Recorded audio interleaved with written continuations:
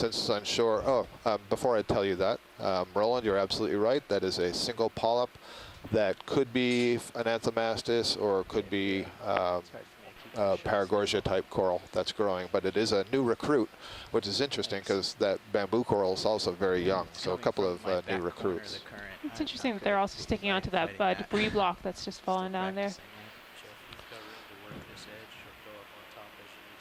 Okay.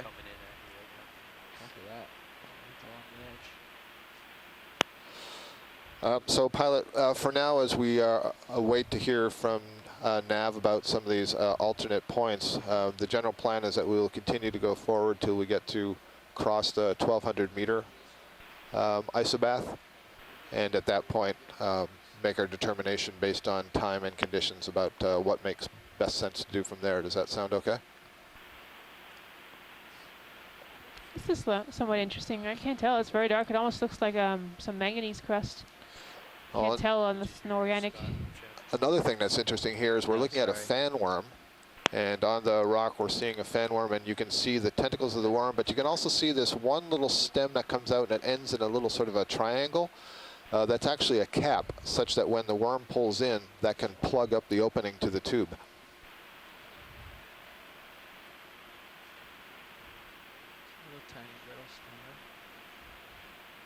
Another single polyp there on the right side of the corner of that rock.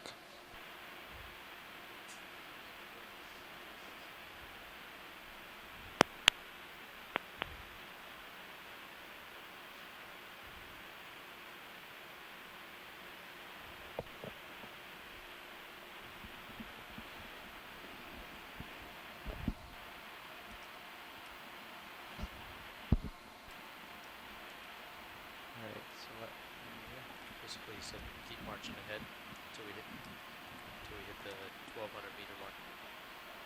1200 meter contact. Which probably means we use steady ship move at this point because it looks fairly flat.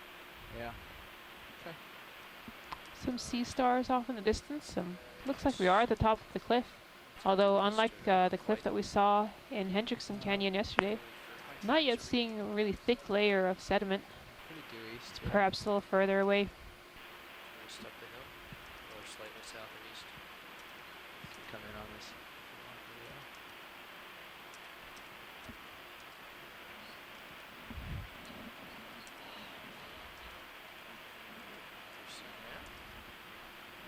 So what are all the dark spots?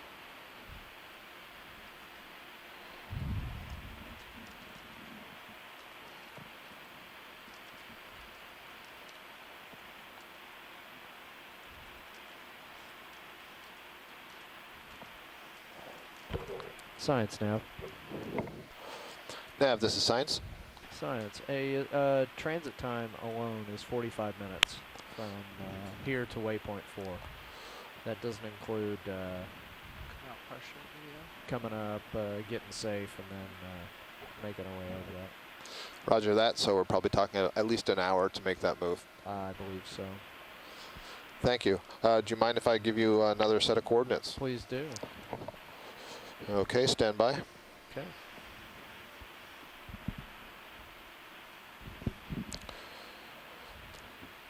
Okay, I'm ready to read out the coordinates to you. Roger that. I think I'm just going to write them down. Go ahead. 39. 39. 70. 70. Let's say that again. 1141. Okay. Hard to estimate the slope here. Looking on the Sirius camera, could be about 45 degrees or a little bit less than that. Again, no sign of the thick sediment pile we saw in Hendrickson. Okay. I'll get back to you in just a minute.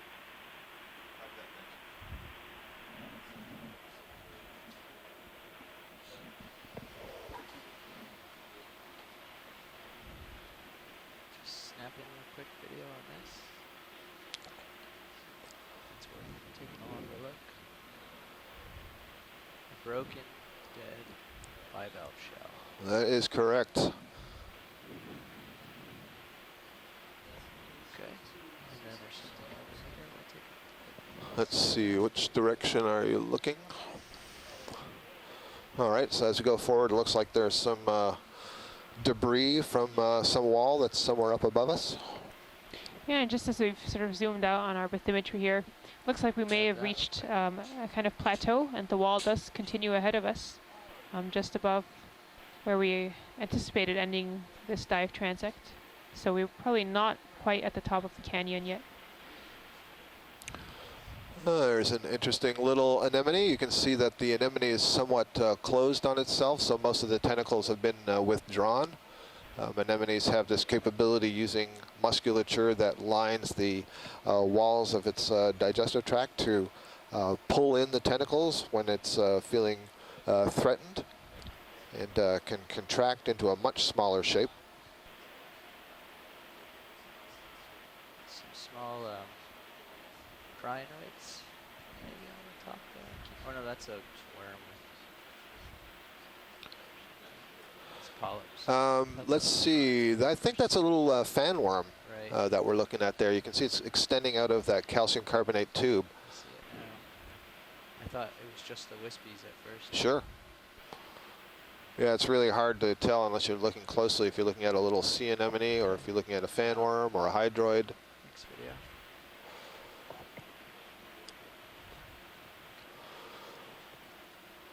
So on shore, Susan has just noted we're coming to a bench in this wall, and it's a fairly flat and it's a pretty good length, a pretty good size to this bench, and so we're probably not going to be seeing any more dramatic topography except for these sort of broken walls. I see a line of 3 asteroid sea stars, white ones on the left as we're going. Actually several as we approach this. So one of the things that's going on in the control room is we are assessing the different possibilities of where we can move the vehicle to continue to find some interesting topography that will benefit the most participants. There's some fish, I think it's an Oreo, boarfish, false boarfish, Neositis, swimming here in front of this rock. We're at 1,217 meters depth. Our temperature is 4.14 degrees Celsius. I also see a Swiftia octocoral on the rock to the left of this Oreo.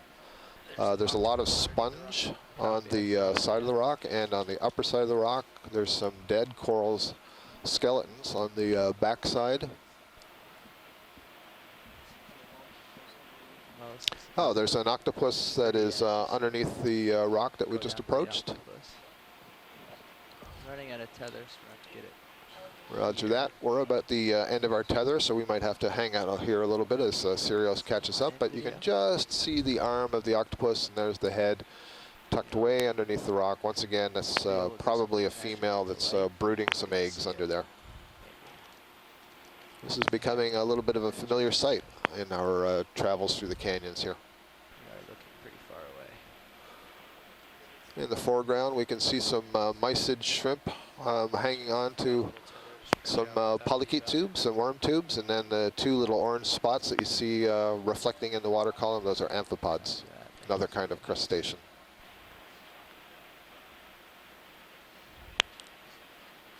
Okay. Yeah, pull up to that.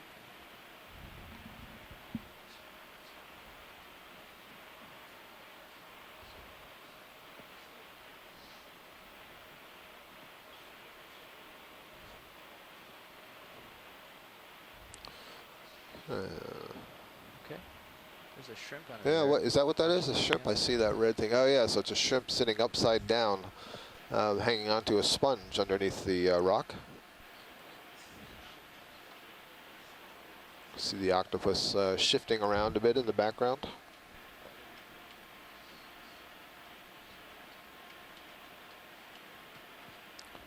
Okay. So on shore, Brian, they're looking at now the alternate waypoint that you put in. I see what it is you've just brought us in closer to the base of that wall. Yes, and I also slightly realigned the angle of the transect to cross over the highest slope. I see, okay. Up from Bright pink. if you draw a line from that new waypoint to Yeah. the old To 5? waypoint, it would be 6. Okay, so bypass 5, it would be from alternate waypoint 4 up to waypoint 6. So here's another one of these corals that we saw earlier. Now I do have a better sense that this is a Swiftia octocoral. Has So that is probably what we saw earlier. something on it. Yeah, there's a little schmutz there on that center branch. A little brown. Closer if you have it, video. That's all you got. Well, Okay. when I get more tether, I can get closer. Science now. Should I have a little? Let's come out. Nav, and this see is if I can science. Go. Hey, science. Just did the calculations on that alternate waypoint, and it's almost the same distance. It's Beat up the 50, coral I 50 have, yards or the short, coral. so it's going to be about the Tether same I amount have. of time. Okay, very good. If that's a safe position, if we could land close to there, that would be something that would be of interest, and then we would basically skip waypoint 5 and go directly towards waypoint 6. Okay. That would be the plan that would take us to the steepest part. Any better? All right. Well, I will talk to the co-pilot about that, and he can advise. Copy that, thank you. You Am I are getting welcome. it down the tether, or am I not quite settled? Hey, Todd. Copy that, that. yeah. Shit. My We'll My let the relief next watch is take here. over and set that move up, okay? better. My relief is here. Okay. Sorry. Yeah, well, both Let's waypoints switch. are in there, so they can figure out what we're going to do, and we can go about it.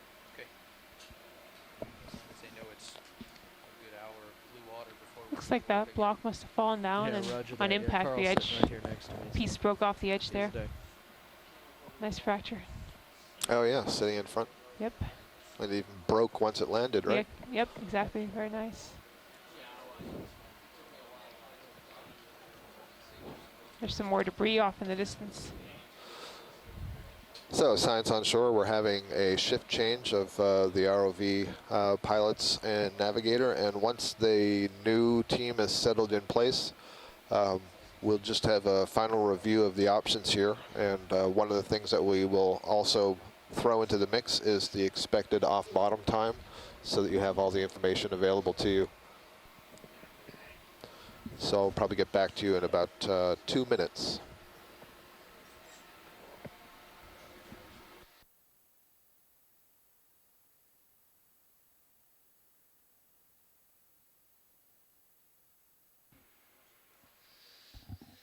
Okay, Scott, this is Dave back with you. Changed out. There's some discussion on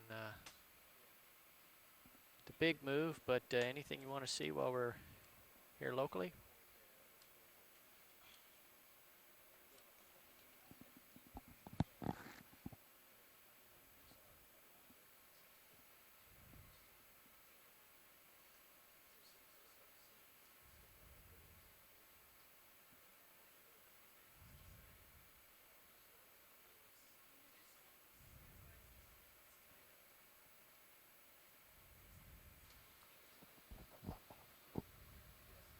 Another octopus,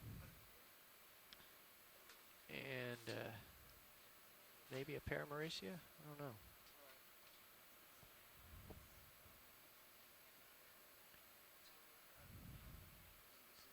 I'm pretty stretched out, aren't I, Chris? Yeah, okay. Yeah. I'm seeing a Paragorgia here on the Yeah. rock. This is I see two of them actually, so this is a first. And certainly the one that's on the rock on the lower part has an ophiuroid associated with it, and there's another octopus tucked under the rock down there as well. So this is our first bubblegum coral of the day, or at least the first confirmed one. As I said, those Swiftia back there, I wasn't too sure if the first one was a Swiftia or a Paragorgia, but this we can be quite certain is a Paragorgia. So, Need any detail here, Scott? I'm sorry, are you asking me detail on our objectives? No, on the object in front of us. Oh yeah, let's have a look, because we have not seen Paragorgia at all today, so that would be helpful. Let's have a half a zoom, please. Here. Got it. So as we're moving in here, I know you guys just got an update, but let me say to Nav, one of the things that we're exploring with the scientists would be interested in shifting back down to the base of the wall and moving up. I know you understand that, and so I guess our question just before we make that decision, we realize that would require about an hour of blue water, is what's our expected off-bottom time as best you know. Obviously there's caveats given if the weather changes. Yeah, our expected off bottom, it's about a 40-minute ascent. We have to be at 50 meters at 4:30, so we'd have to come off the bottom at 350 local. 350, so if Yeah. we made a jump in the not too distant future, it'd take an hour or so. So So we'd get there at 2:30-ish. yeah. Yeah, so I think that would make it worth it.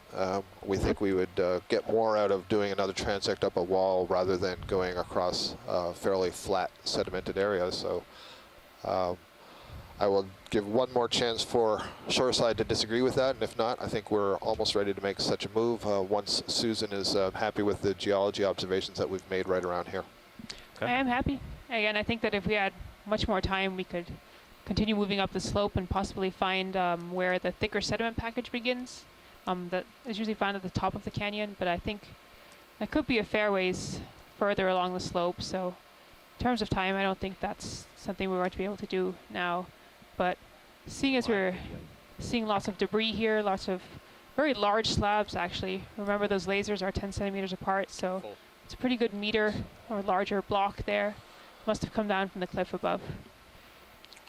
So let's just for a couple of minutes explore here, because we are seeing these Paragorgia. We haven't seen them before. Let's just get a sense of how many there are. There's a large red crab chasyon tucked under the ledge down there, just to the left of the lasers. There's a Paragorgia which looks like it's lost its middle branch fan on the wall. And I can see from this distance there's at least one brittle star associated with that. So we have Dave right in the pilot's chair right now. He's going to be scanning a little bit on both sides of this wall to give us a little picture of where we are just before we make this transition. Looks like everybody on shore is happy and prepared to jump off into the water column. Yeah, it does. It looks like there's some shells next to that crab. Yeah, a little chute there that came down. Looks like the material fell down, lots of sediment, bivalve shells. The other day, 2 days ago, when we were diving in, how can I already forget the canyons? Phoenix Canyon, thank you. Brad Stevens was pointed out that these red crabs that have the dark staining on them have not molted in quite some time. The one we were looking at, he suggested, might be 3 to 4 years since their last molt. Okay, gonna get a overview. Thank you, Dave. There's another bamboo coral. We see another asteroid.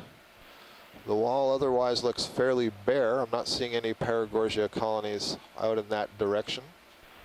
There's another white asteroid over there.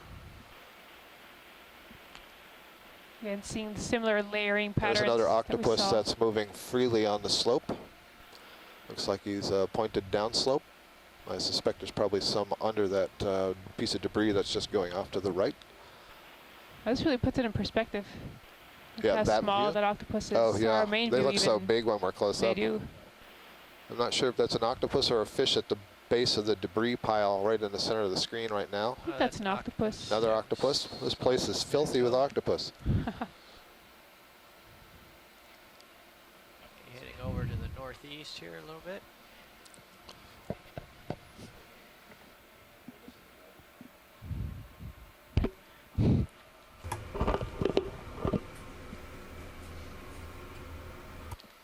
There's the crab that left its shelter.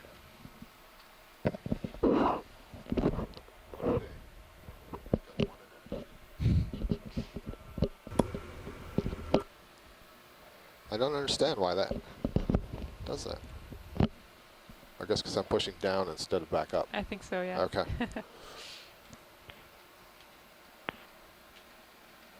Looks like we might have a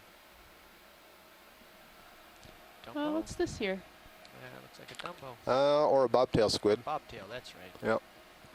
So we have a new cephalopod for the day. This looks like a bobtail squid that's curled up, sitting on the substratum. It's got his arms and tentacles tucked in at the head end and his fins wrapped around underneath him. Looks like there's something also on that sharp cut in the rock there. Yeah, little sponge. Let's get a quick zoom on the squid, please. Let's hold that for a moment.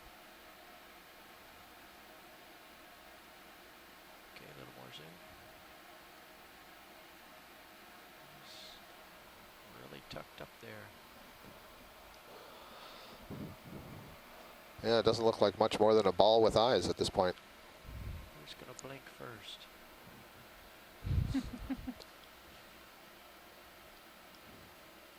So this squid is another cephalopod, very closely related to the octopus that we've been seeing. Although the squid are somewhat more adapted to be swimmers, where the octopus crawl and clamber their way over the bottom. Both have very well developed eyes and sense organs. Pretty active predators.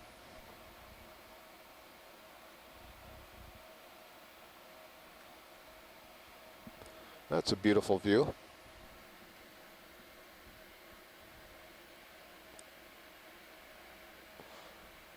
I'm not sure about the lines that seem to be moving around on the back side there. I mean, if that were my leg, I would say they were varicose veins, but I don't believe, I'm not sure that there are vessels that well developed on the skin of the squid, so perhaps at some point Mike Vecchione will let me know.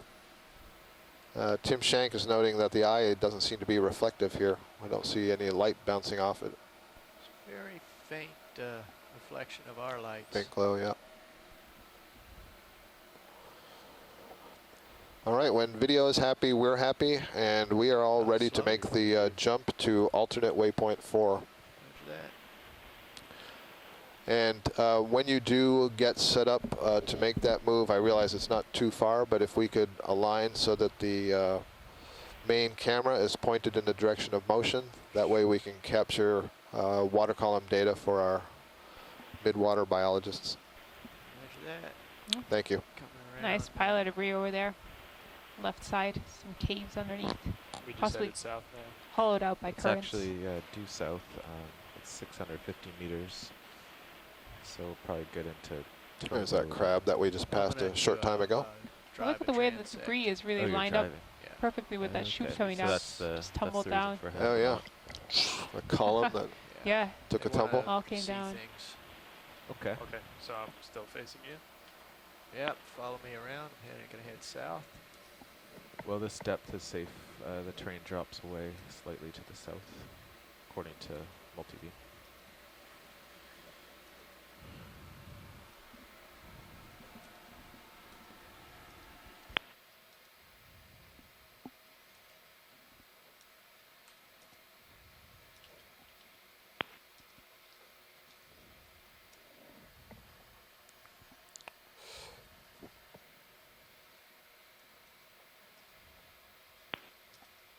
That is south. All right. Myself squared away. You can get the ship moving. Okay. We're happy. Get my Bridge nav. camera tilt up here to Hey, horizontal. we're gonna head for a bottom target, pretty far away. So we've got the vehicles up off the bottom, and we'd like to call in a ship move for that.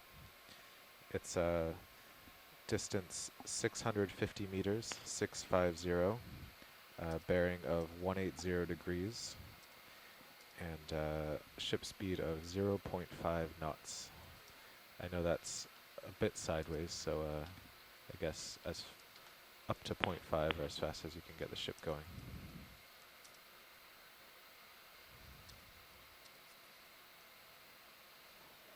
Yes.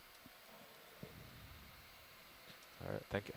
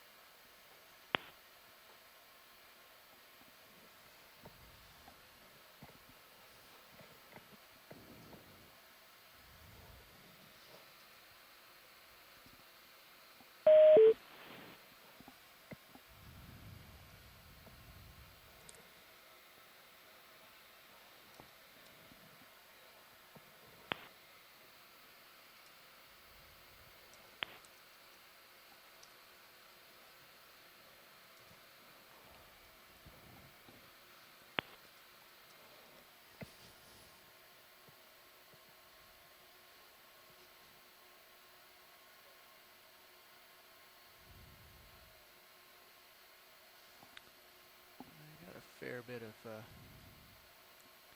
accumulated detritus here. A little puppy shake.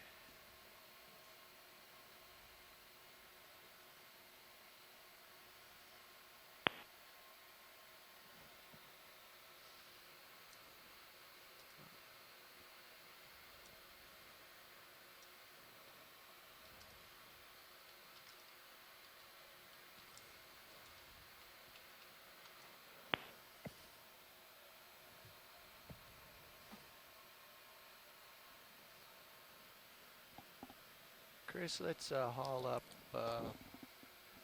Let's haul up 15 meters. Roger. Just for good measure. So for those of you who have been following along on our dive today, we are Go ahead, Rich. moving the vehicles off of the canyon wall that we've been following excellent. for the Thank last many hours. And we are The going to make a ship is shift, underway. It is able to go get 0.5 these knots vehicles up to the south. away from any danger of running into the wall. And we will transit at a higher speed through the water column, perhaps about half a knot. We are moving almost due south, and we will do so for about 650 meters. And this being a Sunday, I guess I can tell you that's just over 2 football fields length from where we are. For the transect, you'll keep And we will then about resettle. 1200. Right now we're at a depth of 1,203 meters, and we will resettle at 1,350 meters, so we'll go another 150 meters deeper. Reacquire the wall, and then do another transit up the wall for the remainder of the dive, which should end approximately 3:30 or so, 3:45 Eastern Standard Time today, Eastern Daylight Time, excuse me. So, we may see some very interesting jellyfish and siphonophores and crustaceans and who knows what as we move through the water column. But this is started a few moves to the south. an area where it's hard sometimes to pick out the animals, even though there are lots of things floating around there. We're moving at a pretty good speed, so you may see them. We will be moving at a pretty good speed. You may see them shooting towards you, kind of like shooting through space. And we'll do our best to get a good camera view. We just saw, for example, a swimming sea cucumber move off to the left. So for the most part, Susan and I may be a little bit quiet, stretch our legs, get something to drink, but we'll be very close. Okay, Dave, I will not change my camera angle unless I tell you. Okay, thanks.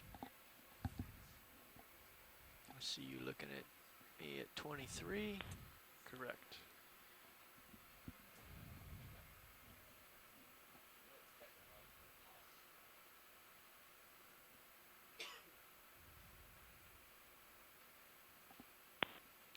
Actually, I'm a little stretched. Why don't you, I'm going to come down just a smidge here. So I have a little less tether drag.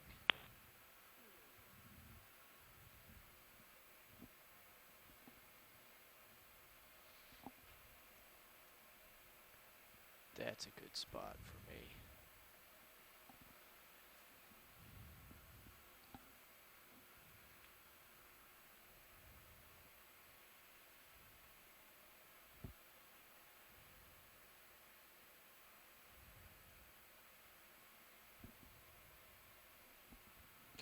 Now we're starting to roll.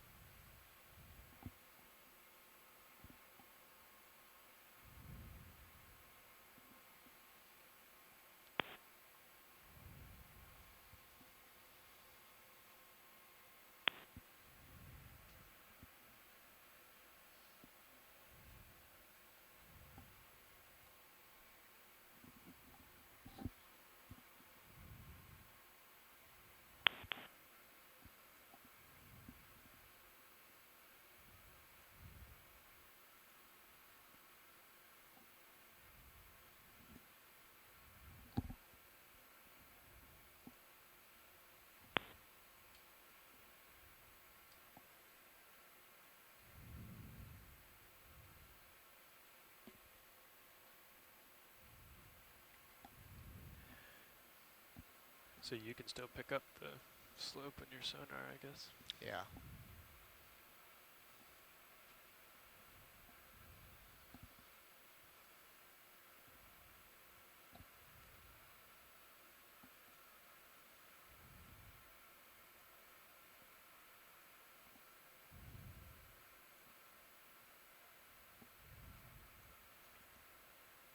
Inner space, the final frontier.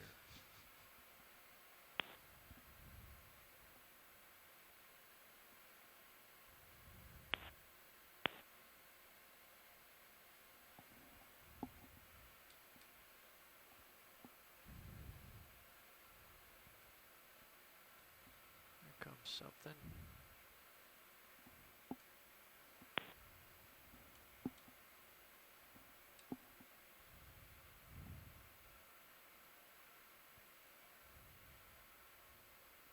Quick zoom video.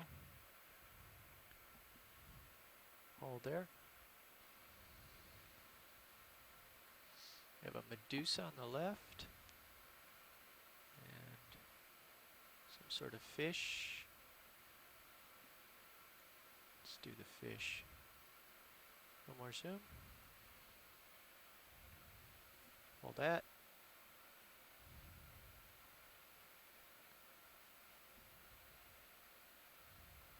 Go. Focus. Okay, gotta go. Yep. Full wide.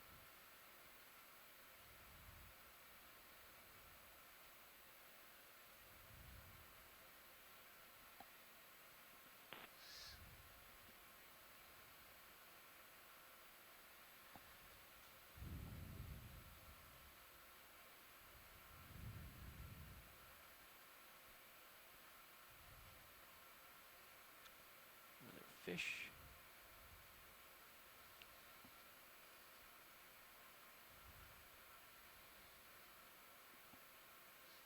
Quick zoom. Hold.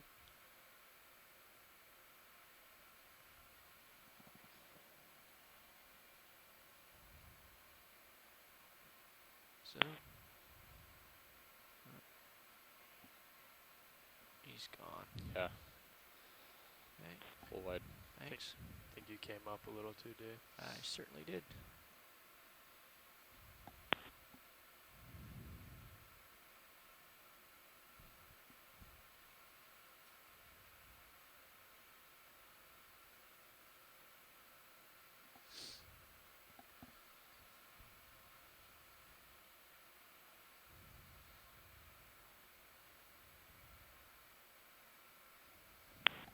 Fish.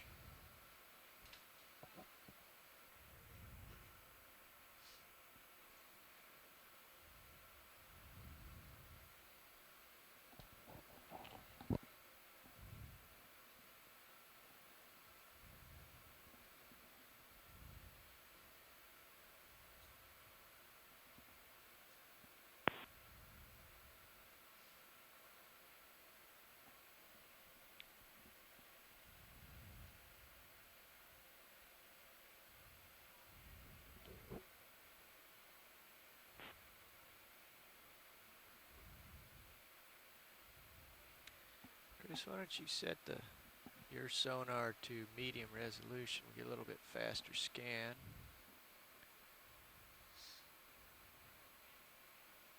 There we go.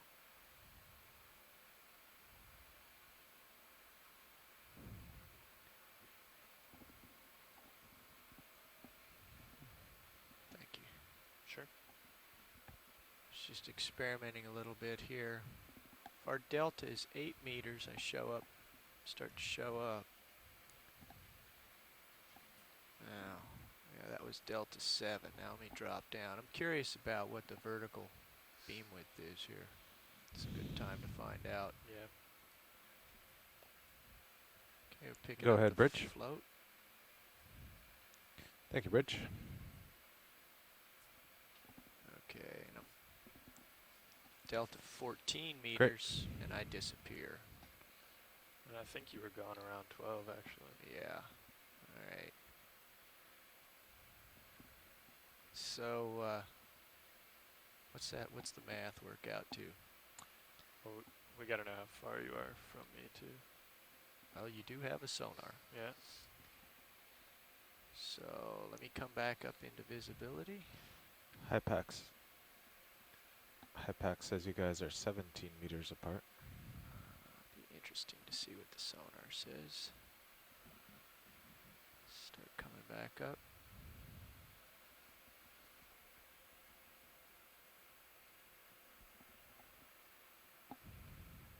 Okay, just appeared, Delta 12. What's our range?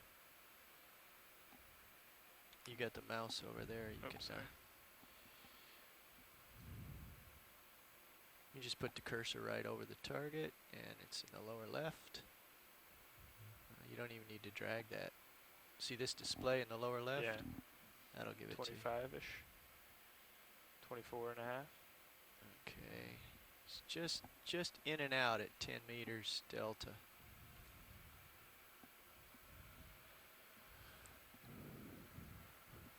So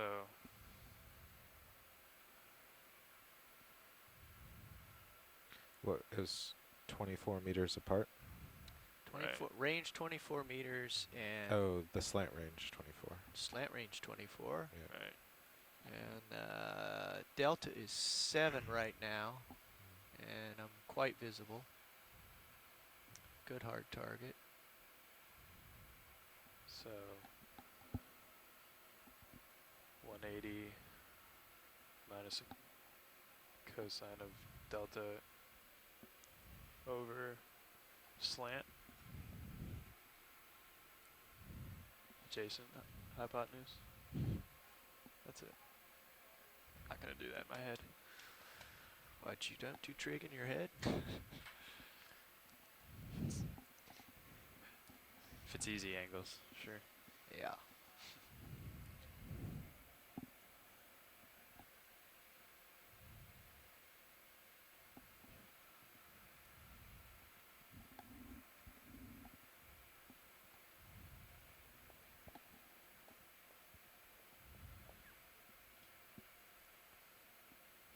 Is that target active, Nav? Perhaps. Let me double check. No. Oh no, because we're getting farther. Yeah, we're getting farther away. I can make it active though. Yeah. There you go. Cool. Thank you.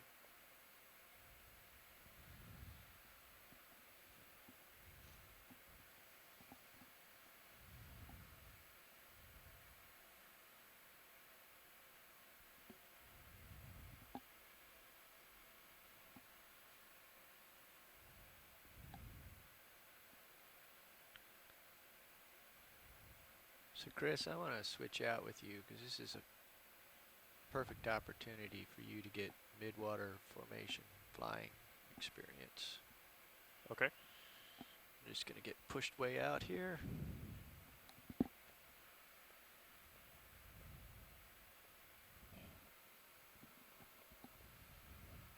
The name of the game is try to track an interesting object, but do not get left behind.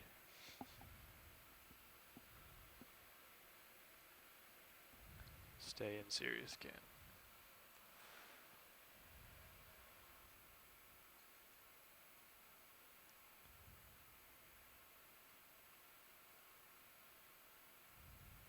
Okay.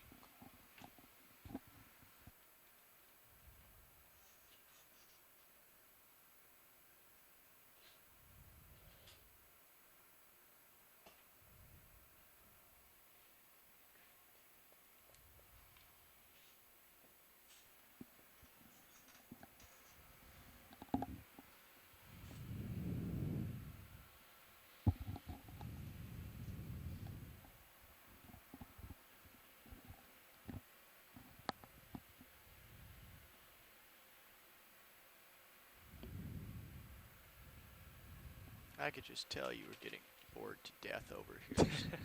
No. Oh, there we go. Snap zoom on that. Sure. Yeah, hold there. I gotta come back down anyway. Sure.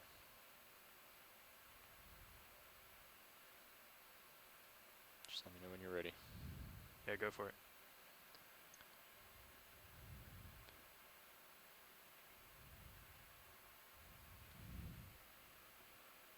That's about all the time you get. Come on. That should be plenty wide. for an ID.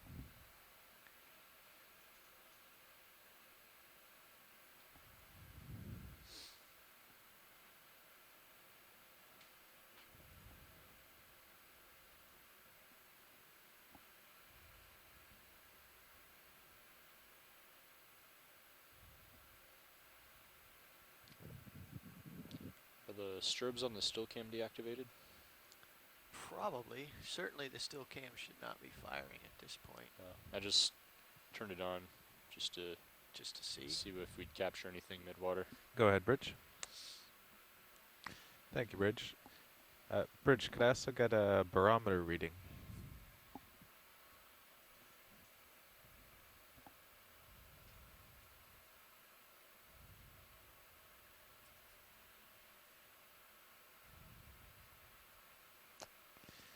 Copy that, Bridge.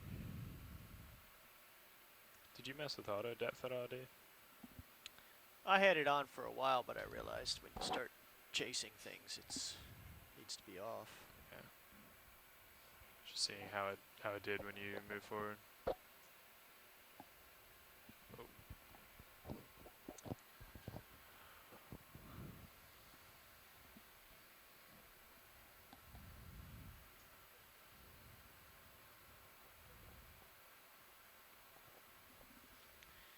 Let's see. Remind me of the. Is it spare 1 and 2 for strobe power? I thought it was 3 and 4. It should be on, Dan. 1 and 2 are the cams. I'm not seeing it firing, but let's try reactivating it. I could be wrong on that too.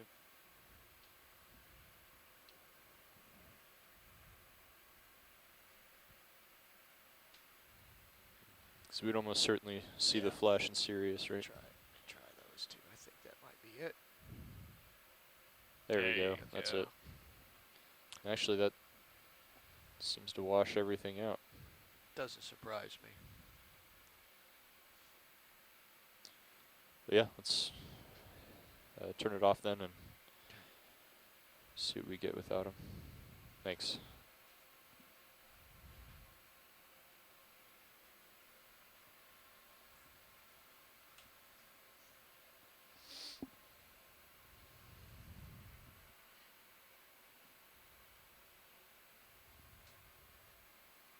Of course, the I was a little exposure surprised time to see that might eel be a on the little water column. long for this speed.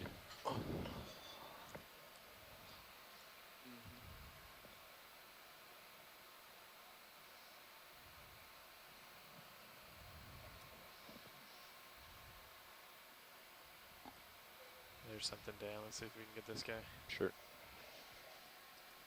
Ready when you are. You can start to come. Hold there. Just do a drive-by. Okay, keep coming. Well, this looks like a cutthroat eel. Synaphobranchid eel. And based on the information on the ROV screen, we're about 69 meters above bottom. So if any of the fish biologists are still watching, maybe you could let me know if that's a significant height above bottom for these fish.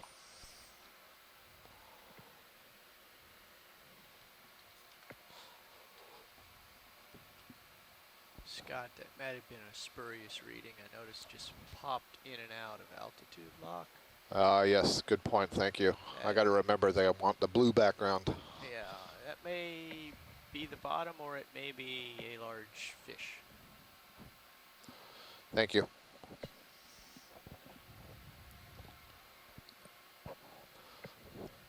I guess it's also changing, right? Because the slope is giving way as we're moving to the south. Yes, now we could be somewhat in excess of 50 meters away from the slope. But anyway, you can safely say that vertically it's greater than 70 meters or so vertically, and horizontally I'll range out on the sonar.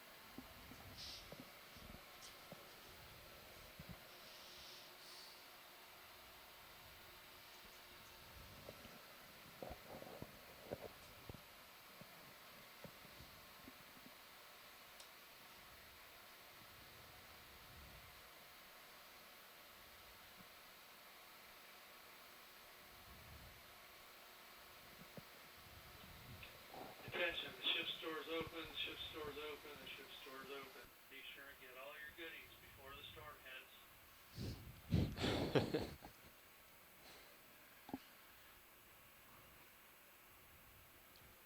I think I saw a squid there at the top of the screen, possibly. At my screen or Sirius King? It was on your screen. It went out to the top right. It was there briefly. Oh, sorry, Scott, I missed it. That's okay. I only glanced up at the last moment and noticed it.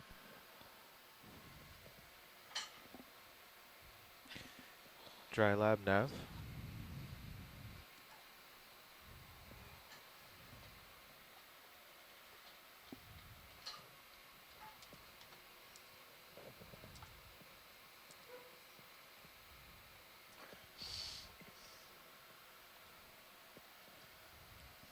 I see that left, that port lower swing arm's kind of wobbling. I don't know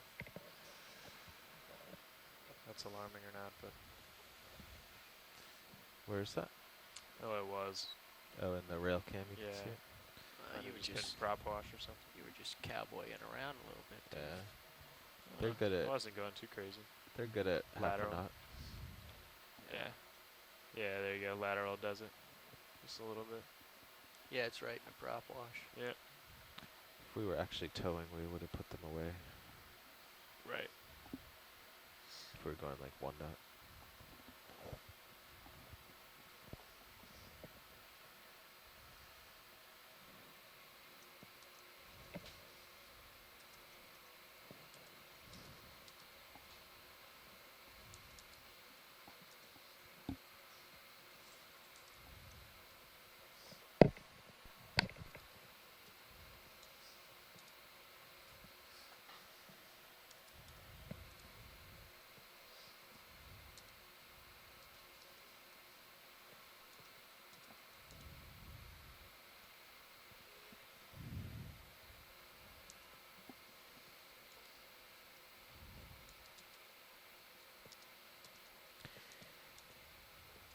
Is anyone out in dry lab? This is Nav in the control room.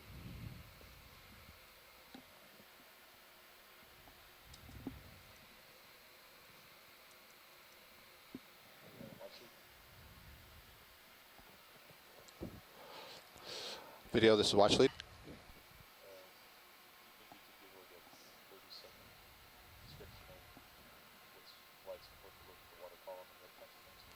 Workshop Nav. I certainly will. I'm just writing a message here to Dave Lavallo, and as soon as I finished, I will do that.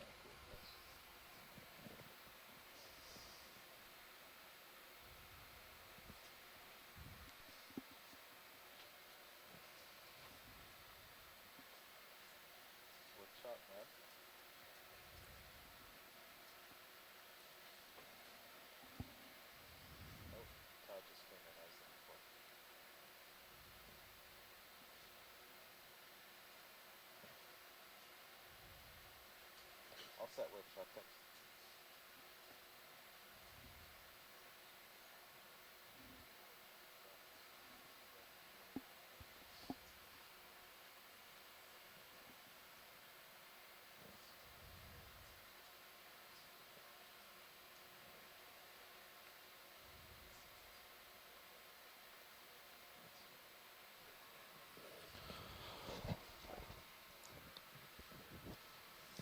Well, hello again, everybody out there on the internet who is tuned into the NOAA Okeanos Explorer feed today.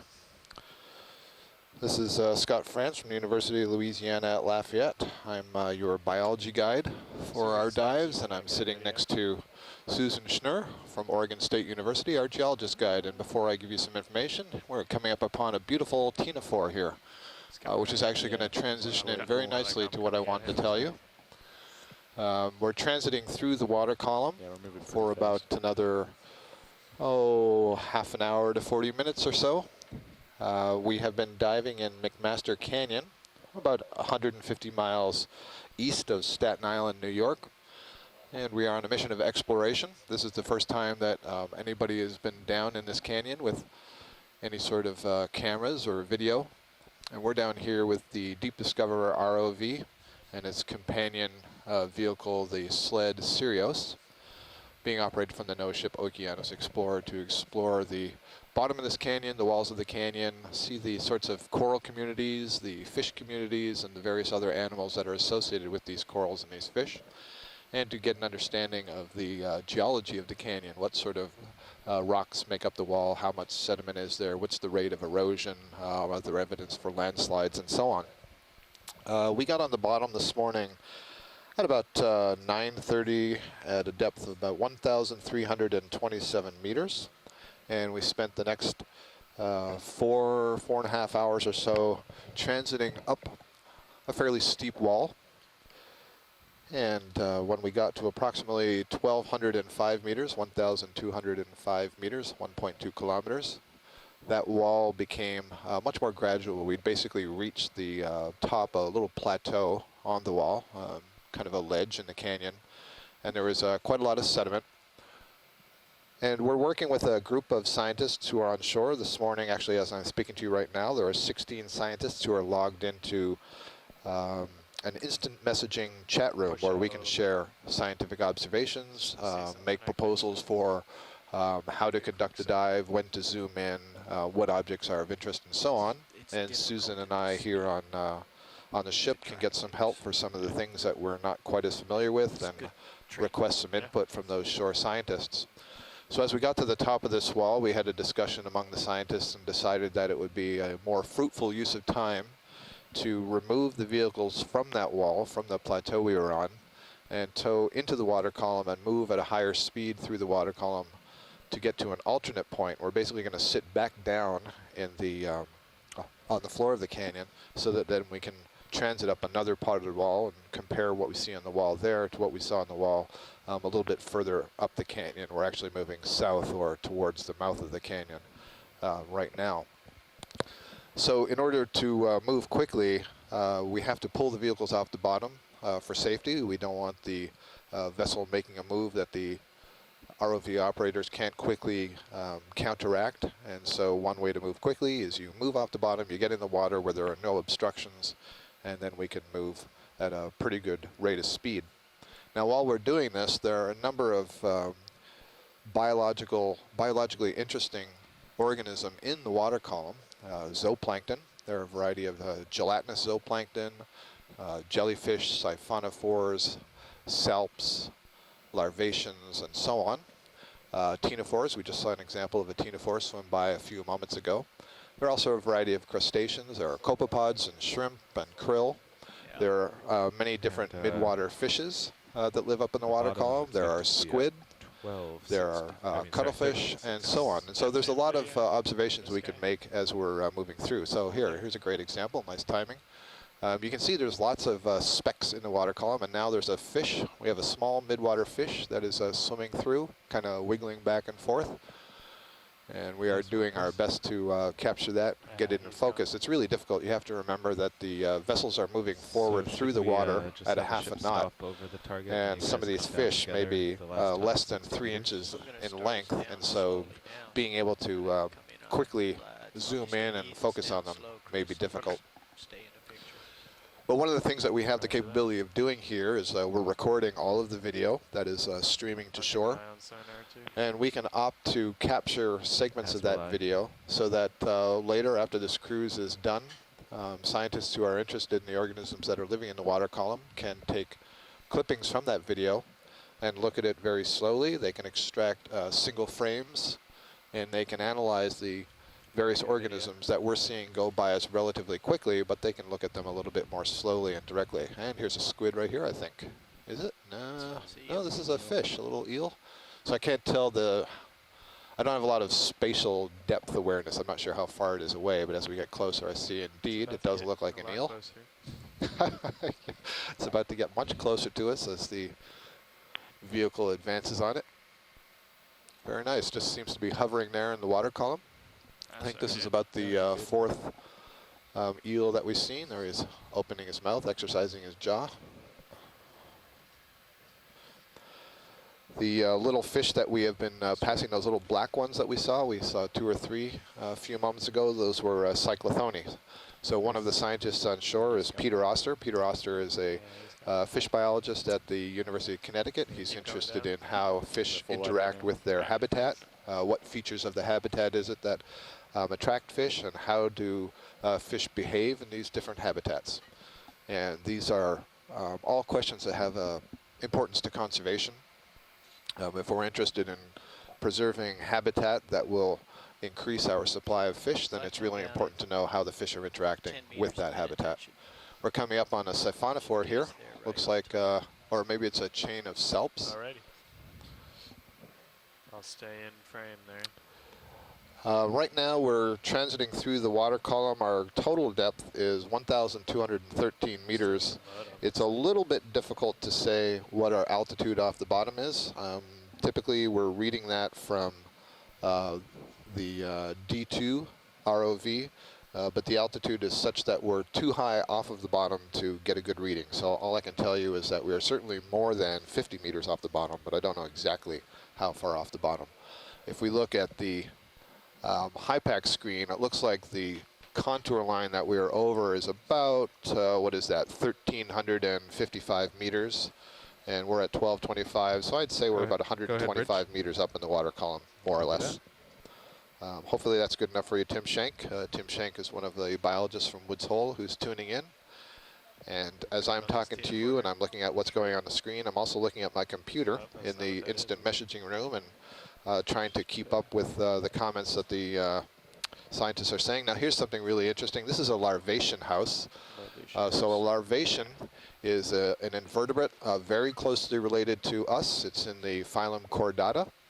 And the larvacean itself is a small tadpole-shaped animal, but it is able to construct a house for itself made of mucus. And what you're looking at here is the mucus house.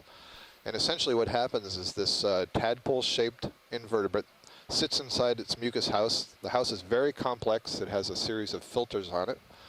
And the larvacean will beat its tail to generate a current, drawing water through the house, which also draws a lot of these little particulates that you're seeing in the water column.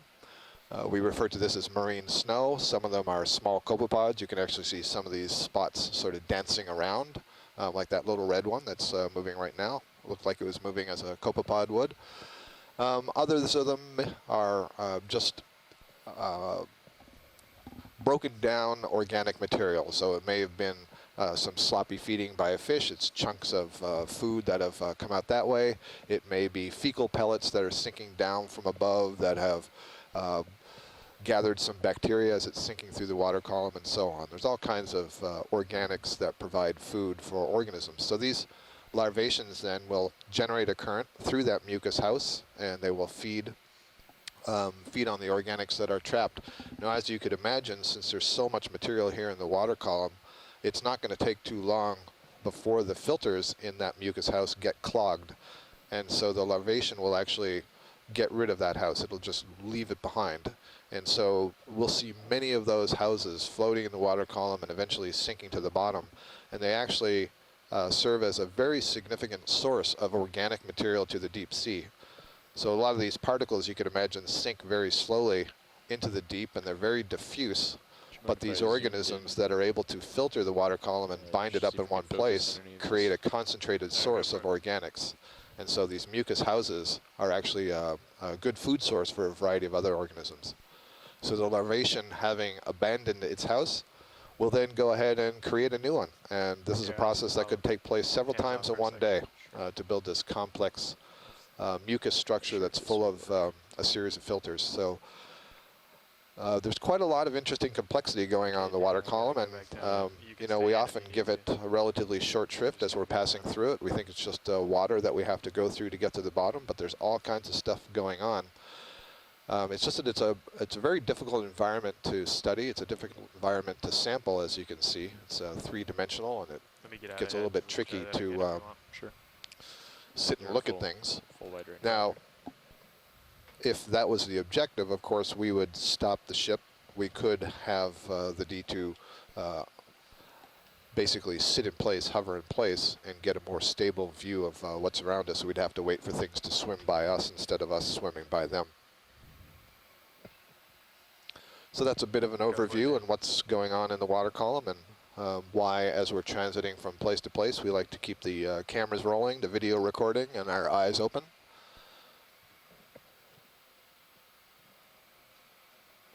You may notice, if you have tuned into some of these broadcasts and have followed us as we do our descent or we do our ascent, there are different strata, different depth zones of the water column where the gelatinous organisms are much more concentrated than others.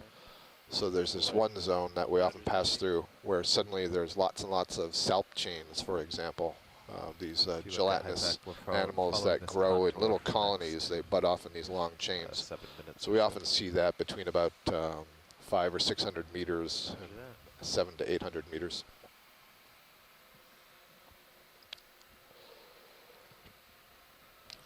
That was probably a little bit more than video was asking for, but that's what happens when you ask me a question.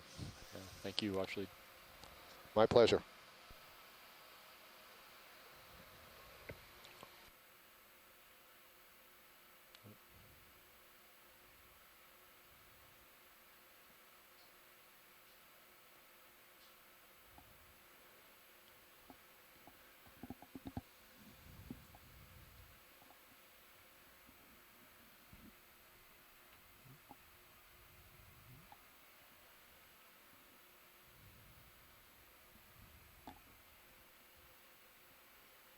Down again.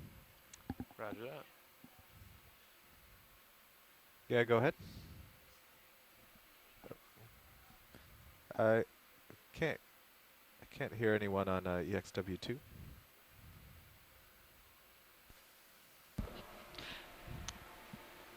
Okay, sorry, my mic was muted. That would do. Yeah, okay, so my question was, could you give me a depth for the end tow point that we're heading towards, please? Yeah, it's about 1360. 1360. Copy that. Thank you. Yep.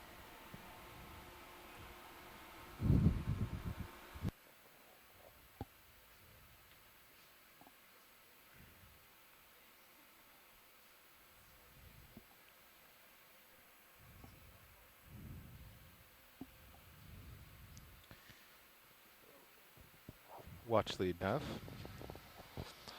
Nav, this is Watchlead. This guy Yeah, quickly. I just want to double check. I've set us up so we'll come down here and go straight up the nose. Is that a... That is absolutely correct. All Yeah, right. we will just ignore waypoint 5 for the rest of today. Yeah, great. Thank you. Go ahead, Bridge. Copy that, Bridge.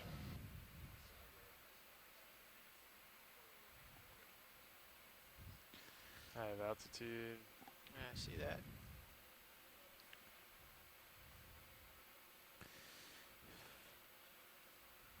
50 meters left in the move. Now there will be an ops meeting in the forward Roger lounge in that. 5 minutes. Ops meeting in the forward lounge at 14:30.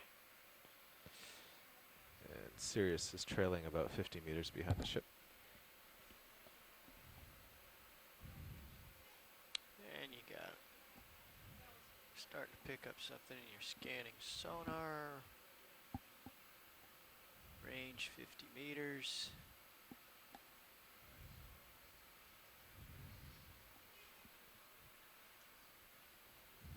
That will pass by. Coming around the corner here.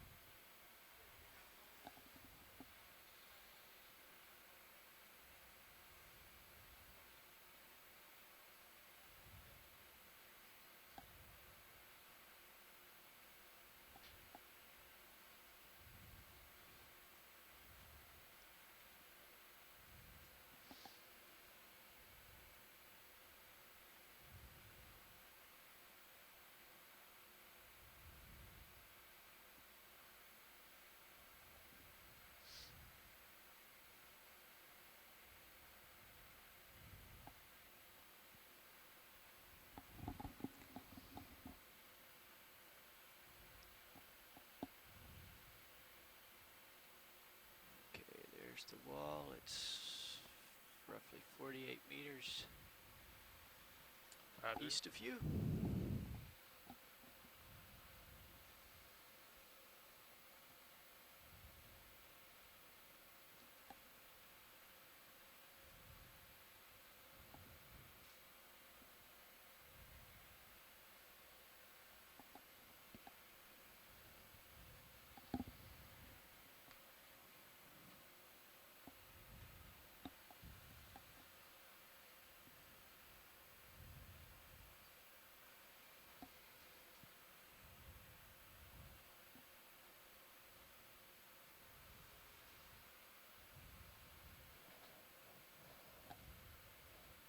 Just come around the nose.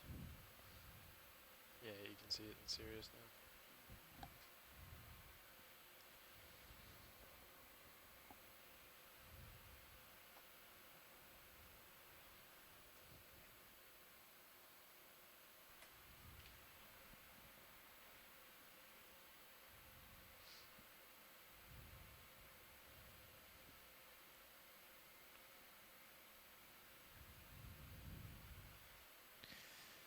This is Nav. Thank you, Bridge.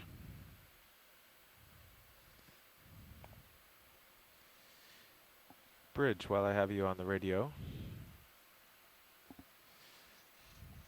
I'm zooming out on high pack here. So we're going to get the vehicles back on the bottom and head up this nose. So the bailout can be anywhere basically west, northwest to southwest. So it looks like the prevailing wind would pull us off to the northwest. Great, thanks. Altitude 50 meters. I'm still coming down. I think we're gonna get there right about the time we swing into vertical. Yes, Sirius is Something still swimming there, Dan. 35 meters behind the ship. You got a snap zoom on that guy?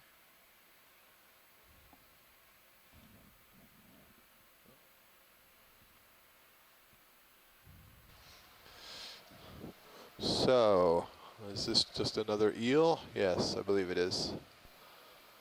Looking at it from below. Really hovering there nicely.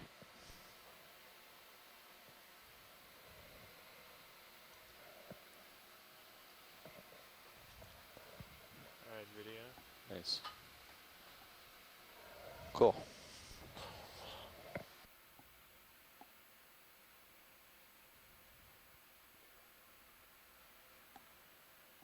Up and if you move up a little bit Yeah. at 12 o'clock, do you see it? Yeah, what is Oh, it? here comes a chimera, I think. Or shark. Chimera or shark. Chimera or shark. Chimera. Nice. Hydrolagus. It's got some copepod parasites, I think, coming off of the pelvic fin there. Looks like it's got some scales missing. And by the way, on their last imaging, Peter Oster, our fish biologist, said that was great imaging. And that's nice. Oh, it can move pretty quickly. Nice. Let's try Great, following it. great view. And that's the value of recording while you're moving through the water column. He's still there. Yeah, I see him in Sirius view. He's just Yeah. outside your light pool. Roger that. Set up. Couple of eels. Yeah, you see him in mini zoos. Yeah. See him in Sirius too. Big guy. Yeah. Looks like D2 has the wall 30 meters off to port. Hold there, Dan. Trying to lateral to catch up to him. We're at a depth of Straight up. 1,119 meters as we watch this chimera swimming through the water column. And we're about 45 meters or so, 47 meters above the floor. You can come in if you need. Very nice. Cool. Very bizarre looking fish.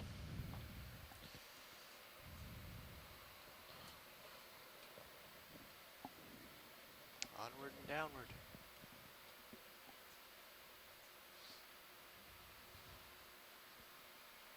Nice spot, Dan.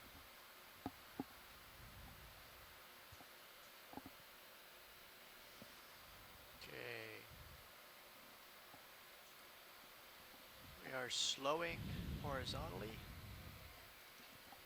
Roger that.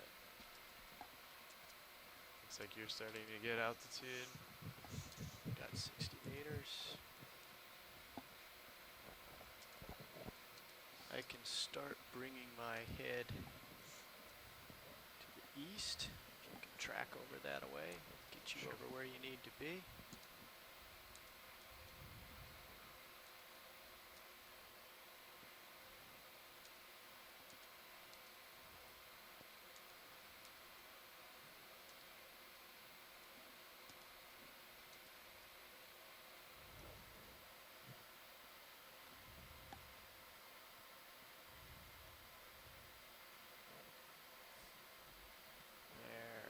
That heading will take you right to closest feature. Copy that.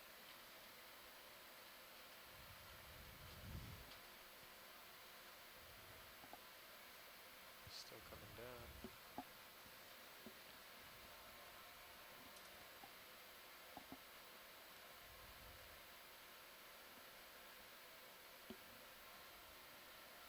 Probably need to curl back towards me a little bit to get over Yeah. further to the east. I'm gonna lateral a little. See if that'll help.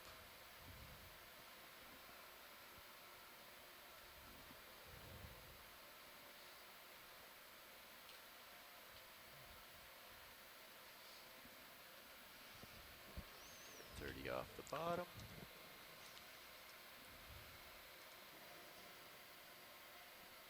And you're about 30 off the wall. Roger that. My head's coming around.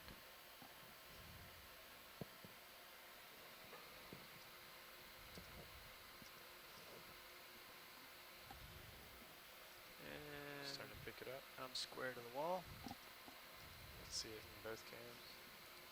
Yeah, there you go. Oh, yeah.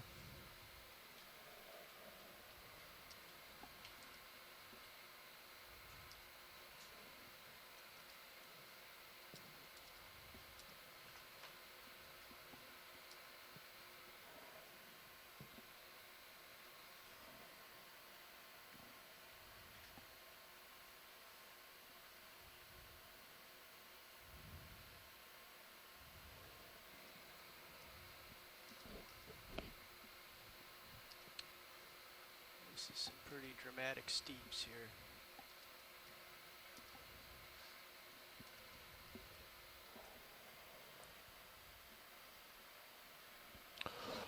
Stay off until we. So you can see that we have reacquired the wall here. It is relatively steep. If you have a look in the Sirius cam on feed 2, you can see the scale of this thing. 15 off. If it's helpful to you in the front row, we don't need to go to the bottom, but if that's what you need for stability and setup, no worries. No, we can start from here. Let's see, we are at what, 1355? Yep, we can just go right into the wall and go upwards. Get yourself a look around, Chris.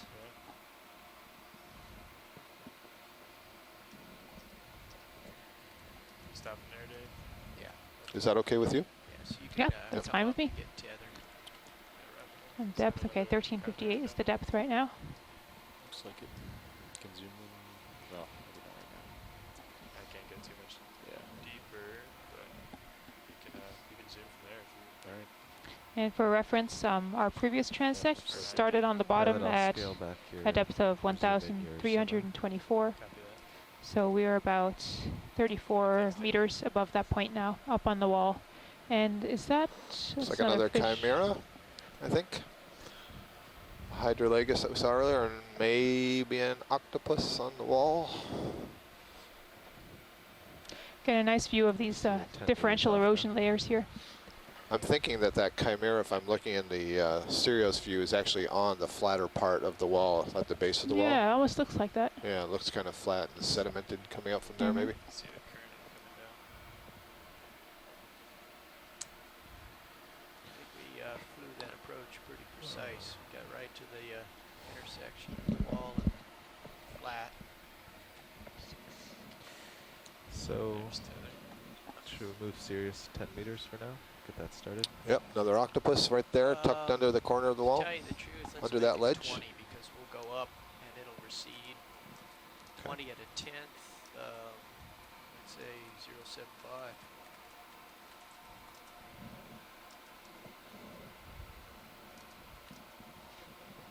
I think there's two of them. There might be one. Bridge, Nev. Yeah, sorry, Bashlead, I can't quite make Yeah, it. could we get a ship move? 20 meters, 20 meters. That's bearing no worries, Chris. 0.75 degrees at 0.1 knots. Thank you.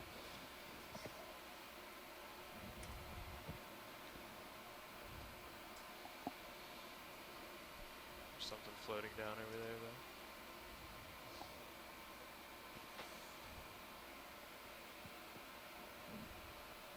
All right, I called in the move. Thank you. You turn the Z-bias off for your left bottom, Dave? I did not. Oh. Okay.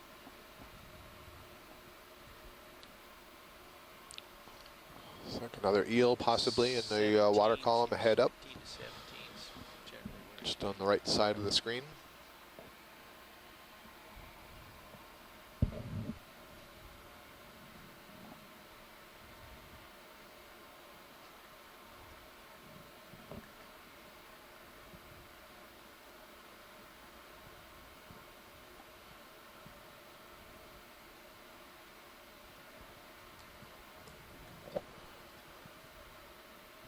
For those of you on shore, the ROV is looking almost due east. It's just now turning, giving us a picture to the left, looking towards the north.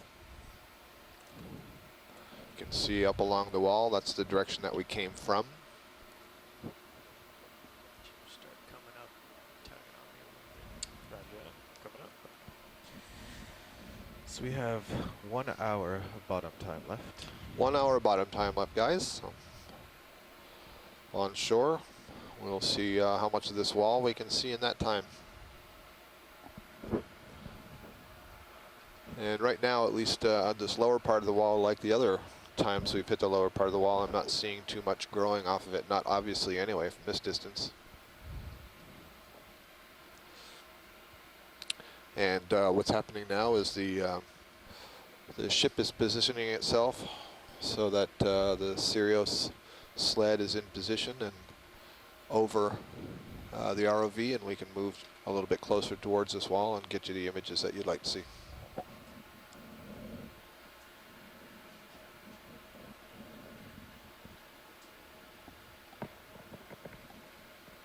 So actually, something to point out, unless my math is wrong here, we're actually at a deeper depth than the start point of our previous transect. Let's see, yeah, I had on bottom 1327. Exactly, So yep, we are that's- deeper. And so just looking at the broader bathymetry of this area, we're actually going a little further away from the shelf Torquing. in the canyon, and the canyon does slope downwards Right, so pretty that makes sharply total there. sense, doesn't it? That Yeah. makes sense. So Yeah, so that's like 25 meters deeper than. oh, there we go. And when you we can started. see, is that the sediment at the bottom there? Is that, We're or is getting it just there. the Well, I see plateau? another ledge, so Hard to maybe. say. Yeah, you look over in the Sirius view, there's a whole series of steps still. We did Yeah, this is arrive hard. at broad sedimented plain at the bottom there. So depending how far off bottom we are right now, we may be seeing a layer that we did not see previously. We may still be lower than where we started last time, Ah, I but see, right. it's not hard to tell for sure. Get this guy. Dan. And is this a hake or is this a rat tail?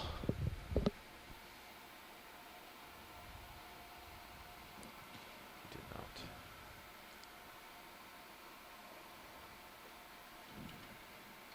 This looks like a hake from this distance. And I see, yes.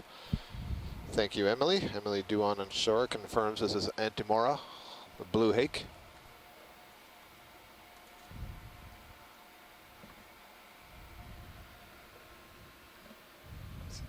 That's good video.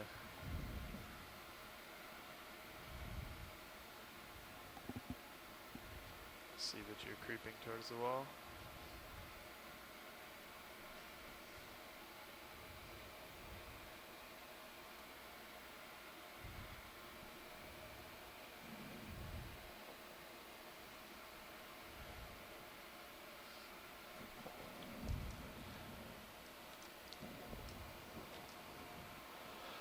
Conditions out here in the western North Atlantic, about 150 miles west of Staten Island, New York, are not too bad. The sea state's not too bad, but the wind is picking up a little bit again. It's about just over 13 knots right now. But it looks like we might be able to get this entire dive in. We've got about another hour, just under an hour of bottom time. And there's a shark. I saw a note that a black dogfish had gone through the screen. Emily noted that, and there it is again. You can zoom on And video an over eel there. had gone through at the same time as well. We've seen several of these dogfish in our days on the canyon. Oh, there's a bamboo coral it's leading us to. How nice. Well done, shark. Little cyclothony, I believe, midwater fish, that little black one that just drifted through.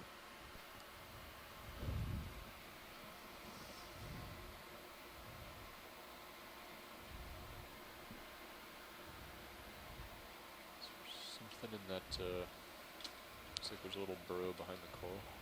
Okay, you start to come in. Might be mistaken.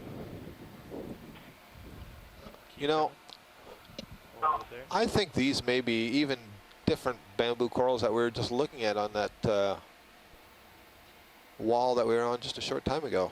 These polyps seem a little bit taller to me, not quite as pink, What is there? but I'll certainly look at it later on. We're looking at a hole in the Rich wall behind this colony, and it kind of looks like there's something peeking out there. It's a little hard to tell. It does. But before we do, let's get a nice focus on this coral so that I can compare it a little bit later.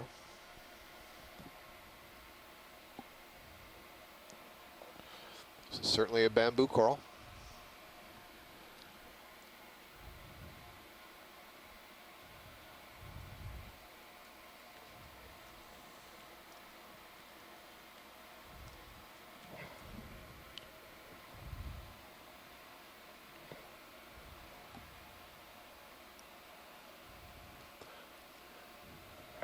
Place in particular we want to look? Scott? If you can just go zoom in straight ahead, if you Nav. still got some distance to zoom. Go for it. Get a sense of the polyps. Oh, that holdfast sure looks familiar, as does the base of the skeleton. So this is probably the same as the one that had the thicker tissue that we saw. So earlier on, we saw a very large fan. This looks to me like it's the same species. It just Workshop hasn't nav. taken the fan shape. So I'm good when you are. We can just sort of scan over it, see if we see any associates on it. I didn't see any on approach. Okay. But if you want to investigate that hole in the wall, that's fine, or if video Come wants wide something. Video. Come wide video. The polyps themselves look a little bit limp. They're all sort of knocked over, or suggests that the current is moving from left to right. That would be from more or less north to south-southeast. 10 meters. Roger that, thanks. Full wide. Thank you, video. So we have several of these colonies here. Definitely north to south current. North to south current is verified. Yeah, I'm hands off right now. The you can see the ROVs being pushed a little bit to the right.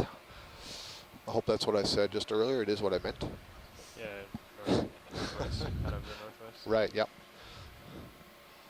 Thank you.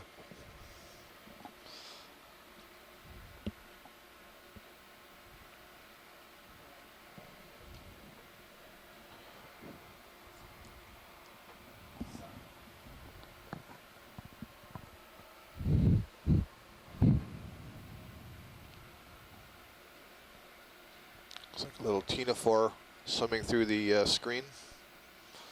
Haven't seen too many ctenophores. There's a pretty dense patch of bamboo corals here on this steep wall. This wall seems to be inclined inwards so that there's a little bit of a brow. Yeah, so this is a ctenophore. That's a burrowed ctenophore. B-E-R-O-E. It's burrowy is a genus to which is similar. You see, it's really flat. Nice flying, Chris. So a ctenophore is a do you keep gelatinous it here? animal that has been compared to jellyfish in the past, but unlike jellyfish, it doesn't use a bell to swim. Instead, it uses rows of cilia that it beats like tiny paddles, hundreds of these paddles arranged in 8 rows going from one end of the body to the other end of the body. And the one that you were just seeing there is a type that is a specialist for feeding on other ctenophores and other gelatinous animals like jellyfish. It actually has just inside the mouth what are called macrocilia. They're used kind of like teeth, where you have hundreds of the components of cilia all bound together under a single membrane. And it kind of uses them to chop up other gelatinous animals. Here we have a shrimp swimming towards the bamboo coral colony. In the foreground underneath the bamboo coral is a Paramaricia coral. It has an ophiuroid associate. It's a brittle star. And there's a little Edwards's anemone, the orange anemone that you see in the wall. I'm going to go back and look at this, No, that's okay. We've identified those ones earlier. Got some good views. This is great because this just allows us to call out identifications of material that we've seen, and if we see anything different, we'll get a good close look. So here's a coral that's been knocked over. So this will be interesting. If we can get a look at this one, we might get a sense of whether it's continuing to grow from its tipped over position. And we can get a sense of how long ago, if some of the branches start to curl upwards from its position. And I believe I'm seeing that at the tips. The tips of the branches seem to be curled in an upward position. And you can see the polyps are out. The tentacles are still splayed. So even though it's been dislodged from the wall, I suspect it tumbled from the wall above. The polyps themselves are still alive. It managed to drop into a position where it's not yet been covered by sediments or buried somewhere else. And so it is entirely possible now that the polyps that are at the end of the branches can continue to deposit skeleton in such a way that they're going to curve upwards back into the current and reorient the fan so that it's crossways to the dominant current. Maybe a race between that and other animals that come along start eating it. Brian, were you going to say something? I was just going to ask you, any guess on how old this individual or colony might be? Yeah, that's a great question. I don't. I can tell you that's a really thick base to the skeleton. And so I would say easily more than 5 decades, 50 years. But, you know, the plus minus on that guess could be plus or minus, well, not minus, but plus 150 years. And I don't know how young. I would be surprised if it's much younger than that. These things grow awfully slowly. Yeah. You can see actually where the skeleton is exposed, just going off the bottom center of the screen right now. You can see a small branch arising to the left, and you notice that it comes out of the black spot. So that's a really nice example of what we call nodal branching. The new branches arise from where the black is now. Ironically, just above that, it looked like there were some branches that were arising from the internode. So looks like we have to go back to our taxonomy.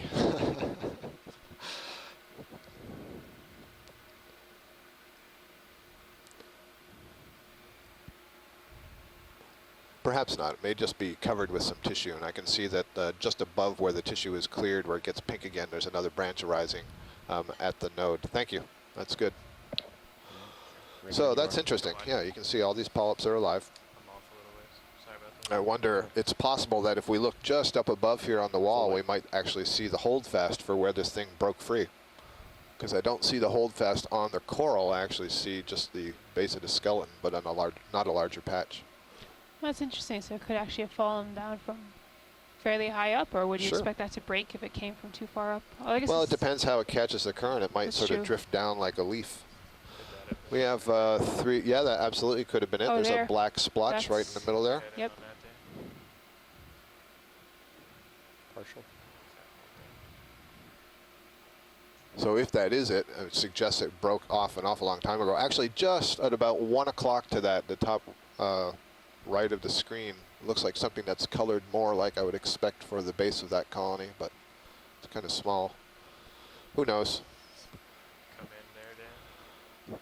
Yeah, the patch there looks like possibly some. That sure looks okay. like the holdfast to There we me. go. That's what we were seeing earlier, just a few moments ago. So I'll bet it broke off from right there, tumbled down, what, about 1.5 meters, and landed on that little ledge.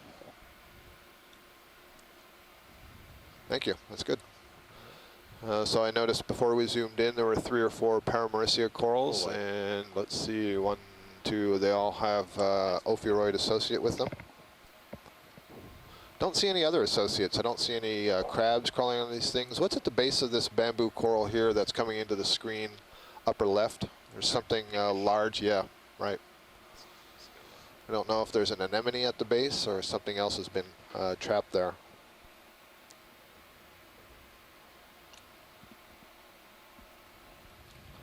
Probably an anemone on the backside, on the rock.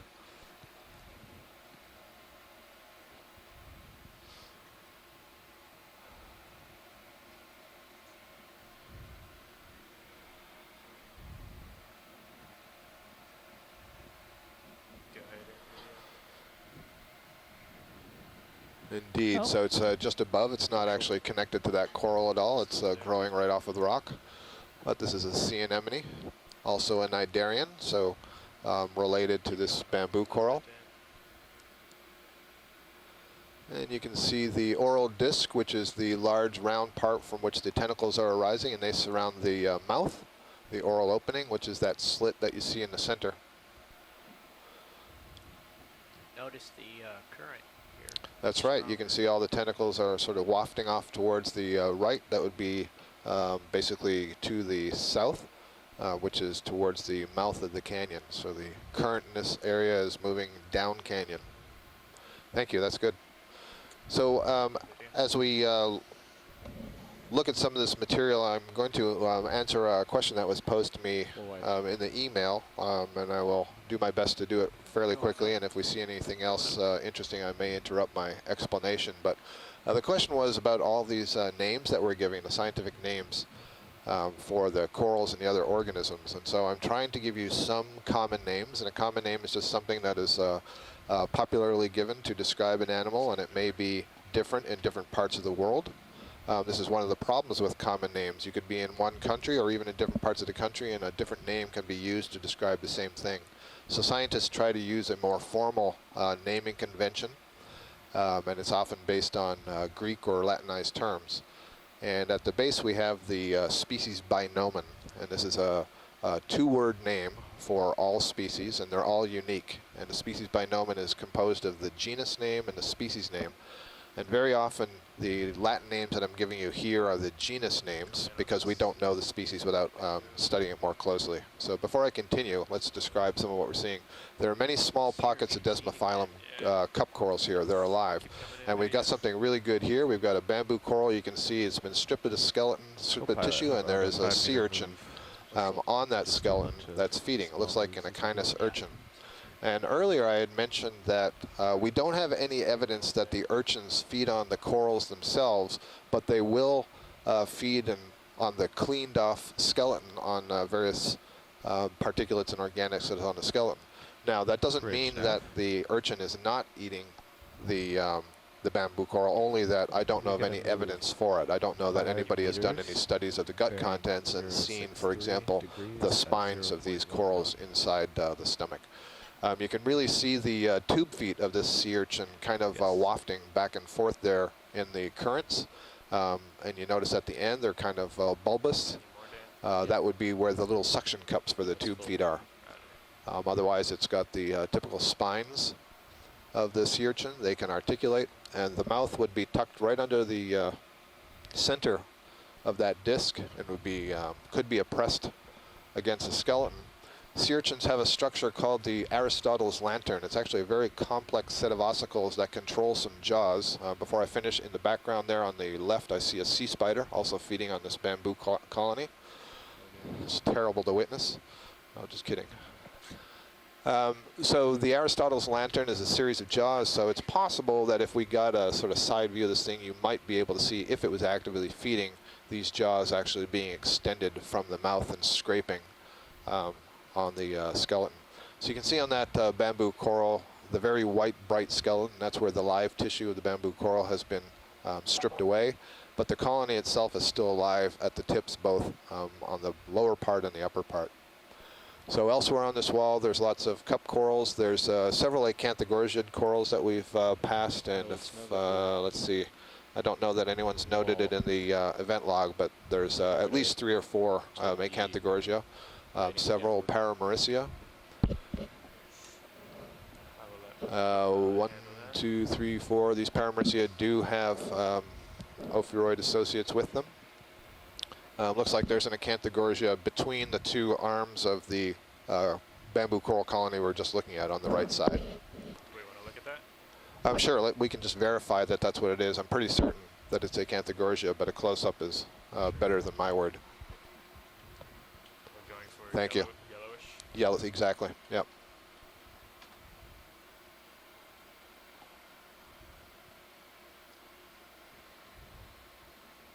Okay, video. Come on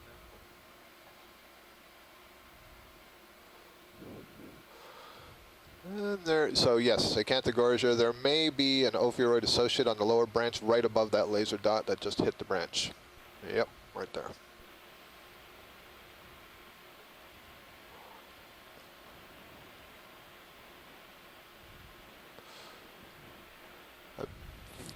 There's above the other laser dot, there's yet another hermit crab. It's on the dead cup coral skeleton. It's remarkable. It's what, the 5th maybe hermit crab of the day? Huh. You don't need to zoom into that anymore. It looks like the ones that we were seeing earlier. So yes, there are several brittle stars on the Acanthogorgia. They kind of look like the Ophiocanthus type. All right, that's good. Let's continue to scan. I want to try to make good use of the last 30 to 35 minutes.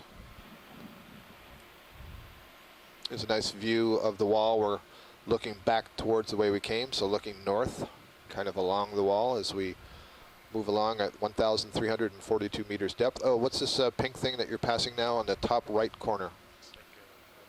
There's an anemone on the side of it, but it's actually the branching structure that I mean. Maybe it's just a bamboo and I'm fooled because of the orientation I'm seeing it. This is the one that we had looked at previously. Is it? I can't remember. You may be moving that direction again. Oh, right now it's almost in the center of the screen. It's the, yeah, just zoom in and I'll let you know. Okay, so it's right at the top of the screen. Yep. It's the colony, not the anemone that I'm interested in. Thank you. Keep coming, video. Just watch out. Got a little more zoom.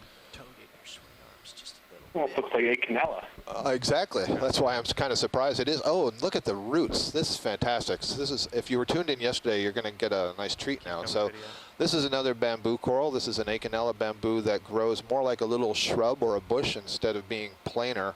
The branches arise in multiple dimensions. Yesterday we saw a lot of these colonies when we got to a flat plateau with a lot of sediment where we tested the sed poke, and I said that it grows with roots stuck into the soil, but it could also grow on a hard bottom with those roots, except that it would just anastomose those roots over the surface like a holdfast, and there you go, you can see it.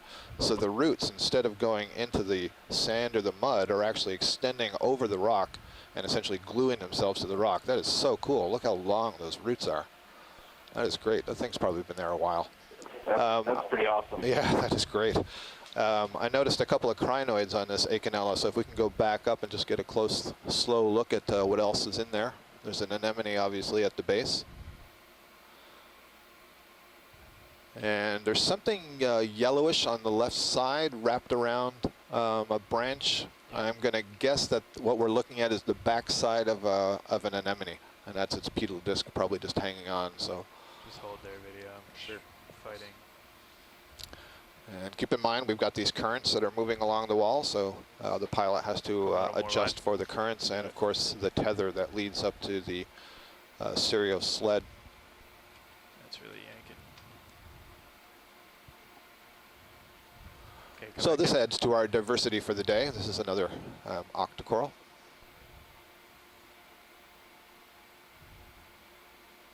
So I see one anemone that's just going off the right, and we have that yellow thing. Yeah, so that's another anemone, and then there's a third and a fourth, a fifth. So there are at least 5 anemones on this Acanella. A little ways off still. I'm a ways off. Let's see, and there's the crinoid. So I see a white crinoid on the tip of one of the branches. I think that's pretty good. Beautiful view of the roots there. So that was a really nice find. Excellent. Thank you. Just grab the top here. Maybe. And the tether's really pulling me. Come out, Dan. Yep. That's full. So I was telling you a little bit about the naming convention. I said genus species, and kind of at the other end of the spectrum we have the kingdom Animalia. It's also called the Metazoa, and that's divided up into groups of animals that share some major features, and each of those groups is called a phylum. Tether's rotating. And all these corals we see are belonging to the phylum Cnidaria. So when I say this is a Cnidarian, I mean that it belongs to this major subgroup of animals. There's only about 35 phyla of animals. So all the animals that you are familiar with can be divided up into about 35 major groups. Then below the level of the phylum, we have the class. So continuing on the Cnidarian example, there are the class Hexacoralia, which includes all the sea anemones and corals, the class Scyphozoa, which is the jellyfish. I think there's an octopus down there on the ledge. There's the class Hydrozoa, which includes this Portuguese man of war and the siphonophores that we've been seeing, and a number of benthic colonial forms. Bridge nav. And then below the class, there's a variety of different orders and suborders and families, and so it can get a little bit complex when we start talking about the names, but it's a good way for the scientists to categorize our observations and understand something more about the diversity. Down below that underhang. Got you, Brian. We'll have a look at those. So we saw that octopus. Can we get a look at that when you're settled? It might be. Yes, please, just to make sure that it's not the same thing that we've been seeing. The coloration looks a little bit different from this distance.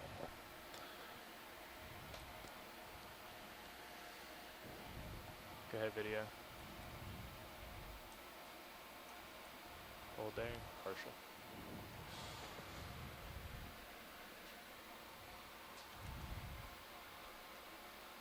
All right, so I think we got a good clip of that. We can use that for identification later. Thank you. As you zoom out, the bamboo coral you passed on the left here looked like it had something on one of the branches. That lowest branch that's sticking out towards you. Roger. Mike Vecchione at the Smithsonian Institution says that that looks like another Granulodone. That's the common octopus, or at least the octopus that we have been seeing most commonly in the canyons over the last 3 days. And we really have seen them in quite some abundance. So we're looking on the branch of this bamboo coral. I noticed something as we were zooming in. It might be a crinoid. Yes, indeed. That is a crinoid, a feather star. Thank you.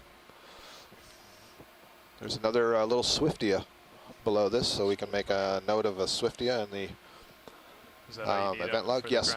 Yeah, it is. Thank you. And so a little bit to the left on this underhang, you see just coming into view among all the dark brown, there's a light brown branching colony. There's 3 of them in a row there. Sure.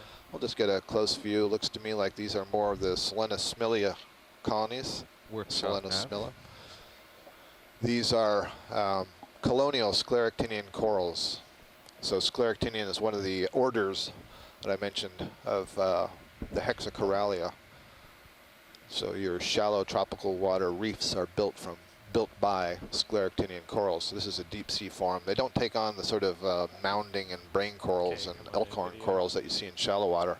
Instead, they take on this really fine branching structure, or you see them as solitary cups, and you can see behind this branching structure there are lots of those solitary cups. Lasers are about to pass over a glass sponge, a vase-like glass sponge. Looks like there's 2 of them.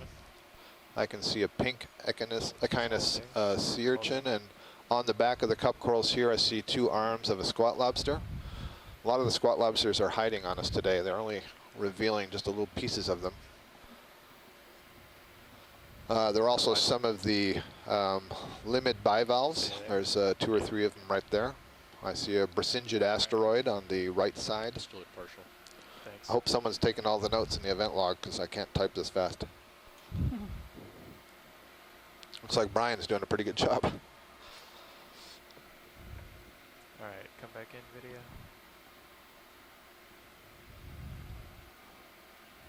Hold there. So plenty of these cup corals are living. We do see a number of dead ones, but there's plenty alive. Susan, are you seeing anything in the geology that suggests it's any different from where we were before?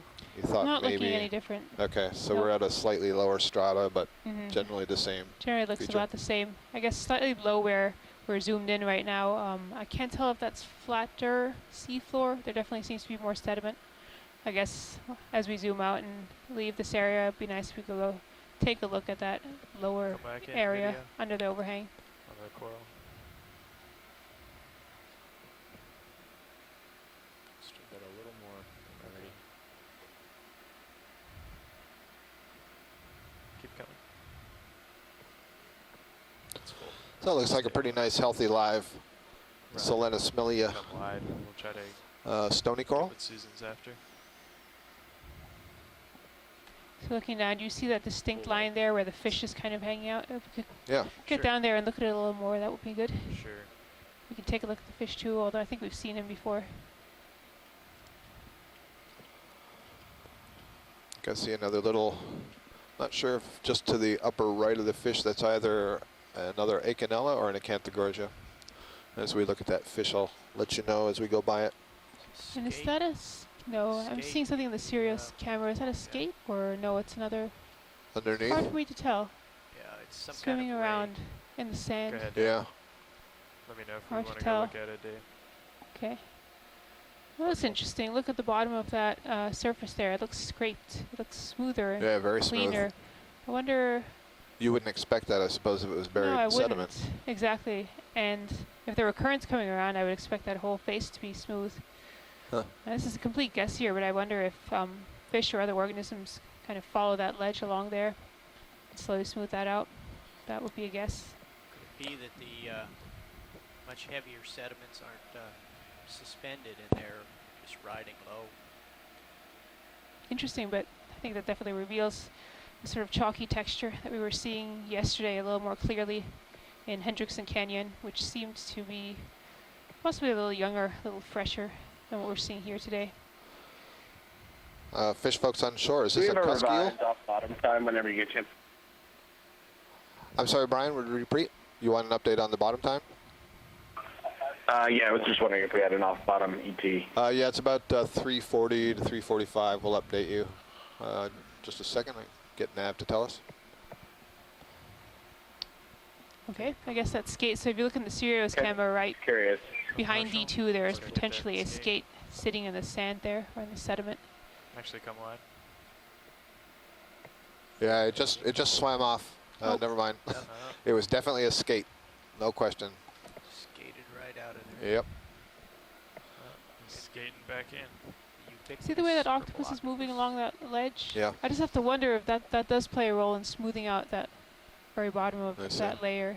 That would be interesting. Lots of organisms kind of Yeah, huddling up against the wall, you're thinking. I think so, maybe. Can't confirm that, but there's So, a skate. I think, yeah, if we see it, that's good, but we'd much rather go up than down. Yeah, he's Roger going that. down. Up we It's must. a pretty good size, though, isn't it? Up we go.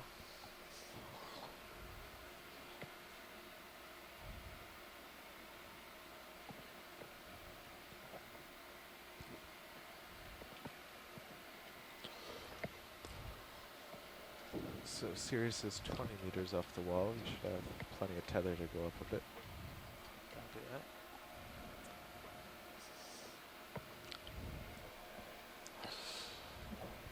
Hauling in.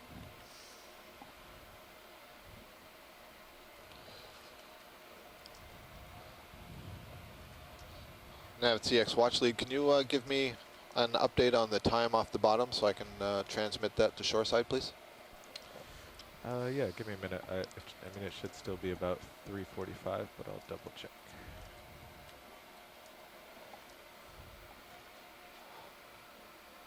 Some more banding in the rock. Yeah, very distinct there. Very Yep. nice. You can see that the cup corals are kind of scattered all about. Oh, this is an interesting little clump. We have a fairly large clump of Selenosmilia here, several individual colonies all clustered in one area. And I think maybe tucked on the side there's either an octopus tucked in the hole or one of the purple octocorals.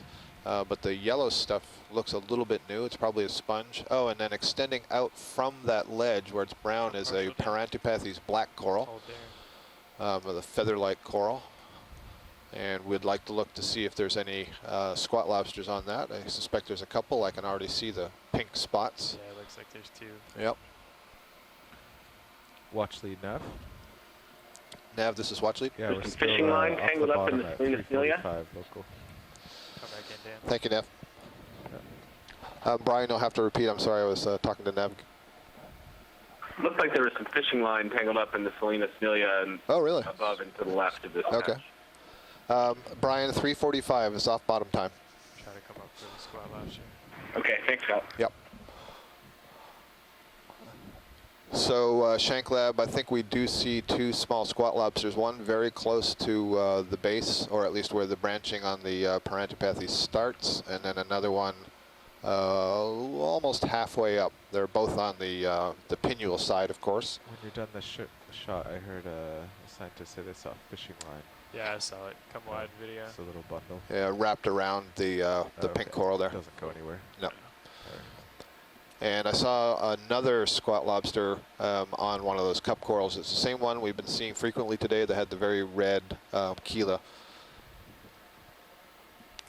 All right. Yeah, so that yellow, so that was some kind of a sponge. Kind of interesting, wasn't it? Kind of looked like the what I was referring to as the paint splotch sponge. Yeah, there you go. That's a good view of it. This is probably a demo sponge, not a glass sponge. Demo sponge, 90% of the sponge species in the world would belong to that group, the Demospongiae. Actually, what I should say is 90% of the described species in the world. So there may be a lot of deep sea glass sponges, for example, that haven't been described. That may change that statistic some. Yeah, that was a good view of the squat lobster. Okay, come on. It's also kind of a nice overhang. It looks like those organisms are all attaching there, helping it stick together. Yeah, this is a very nice little spot. Yeah, sure is. There's quite a cluster, and the texture and the color look a little bit different. So this, I guess, is a harder layer. The Salinas Amelia colony on the upper left of that patch is the one that I thought had the fishing line. Yeah, Brian, we did have another look at it as we were going by, and you were correct. It did have fishing line in it. We'll be able to get an image of that later if you want it. I mean, a grab from the video.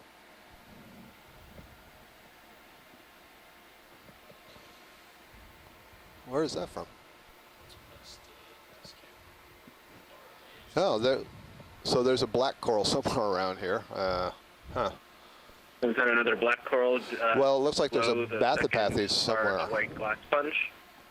Headed pretty far. Standing down. Oh, right. So that branched black. There's 2 large white sponges there. The one on the right that has the bamboo coral above it, the pink coral. Yes, I can hear you, Brian. Just below that, there is a bamboo coral. Excuse me, a black coral. All right. So Brian, hang on a second. Pilot, right dead center, you see a white sponge. I do. Directly below it, a little bit hard to see, there's a brownish red coral branching. Ship, can you hear the shore side? Ship, I can hear you, Brian. Just fine. Just give us a second, please. I see the black coral. We're about to image it now. Oh, yeah. So, on the right side of the lasers, this is a branch from that black coral. And I think it's going to extend downwards. So maybe we could have a look after we get this nice image.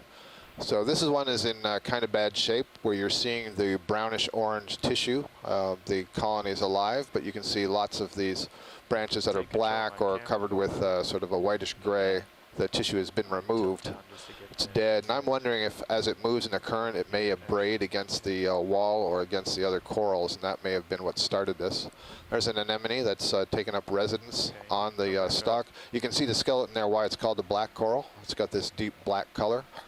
And as let's continue to go downwards. You can pull wide a little bit if you want. Yeah, there was a larger part of this colony was actually below here.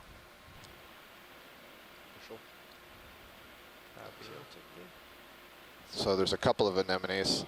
Yeah, so I think now that branch is coming out towards you. You see the lower left. Gotcha. Thanks. Where do we want to look? I just want to see if there's live tissue, if you can follow that branch Okay. outwards. Okay, There you understood. go. All right, Brian on shore, I'm sorry. Please send me your question now or your comments. No, that was great. I was pointing out the black coral, and there was, I don't think it's worth going back to, but when we first came to the first pass of Sclerotinian, I thought the fishing line. We can go back and look at the frame grabs for that. Yeah, no, I did copy that. We did see the line. We did go back. I don't think you noticed that we went back, and we did see the line when we looked back that way. So what I was saying to you is Okay. we could, Yeah, from the video. here. Yep, exactly. Yep, so we got it. That's good. How's that watch lead? That's wonderful. Thank you. So this is possibly a Telepathes black coral. I'm not exactly certain of the genus, but it is definitely a black coral, and it's in bad shape, and so it's got all kinds of critters crawling on it. I see a lot of brittle stars, ophiuroids. We saw those anemones on it before. Thank you. That's good. We can move on. Sure, come wide video. Thank you, co-pilot. Help. Tilting up into the light. So it's a pretty big colony. Black corals, not this particular genus, but a related genus, Liopathes, from Hawaii. I think 400 to 600 meters has been aged by Brendan Rourke out of Texas A&M. Did some work that showed the colony was approximately 4,200 years old, so they're some of the longest lived animals on Earth. I would Scott, not. how do you measure that? Brendan and his colleagues use isotopes, and so they would be taking, they would drill into the skeleton through the diameter of the skeleton, and then take basically micro slices along the diameter and measure some of the isotopes that are there, knowing the decay rate of the isotopes, and they're able to calculate the relative growth rate and the age. Okay, so it's metabolic, so that would be carbon-14? I'm not sure that it's using carbon-14, but I'll tell you what, I will check that tonight so that tomorrow or our next dive, I'll be able to give you some more information on that. There's the fishing line again that Brian was referring to, draped over that Solenosmilia coral. We are at a depth of 1,334 meters. Oh, look at this. Brendan's online. Fantastic. Thanks. So Brendan says he used radiocarbon, including, and I believe he's typing a longer message. So this is great. Thanks. This is Brendan Rourke. He's at Texas A&M, and he was on board the Okeanos Explorer doing some of the commentary late last summer when we visited some of these canyons.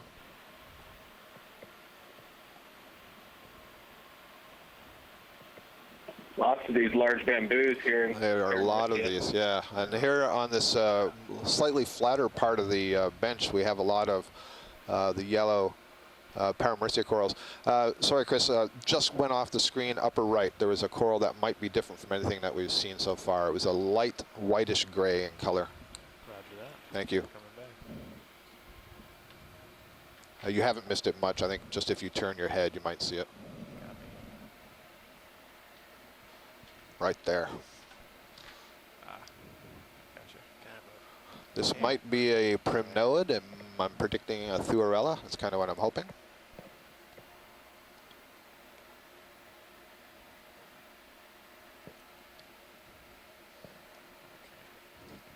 yeah, gotta get some tether bounce here, I'm afraid.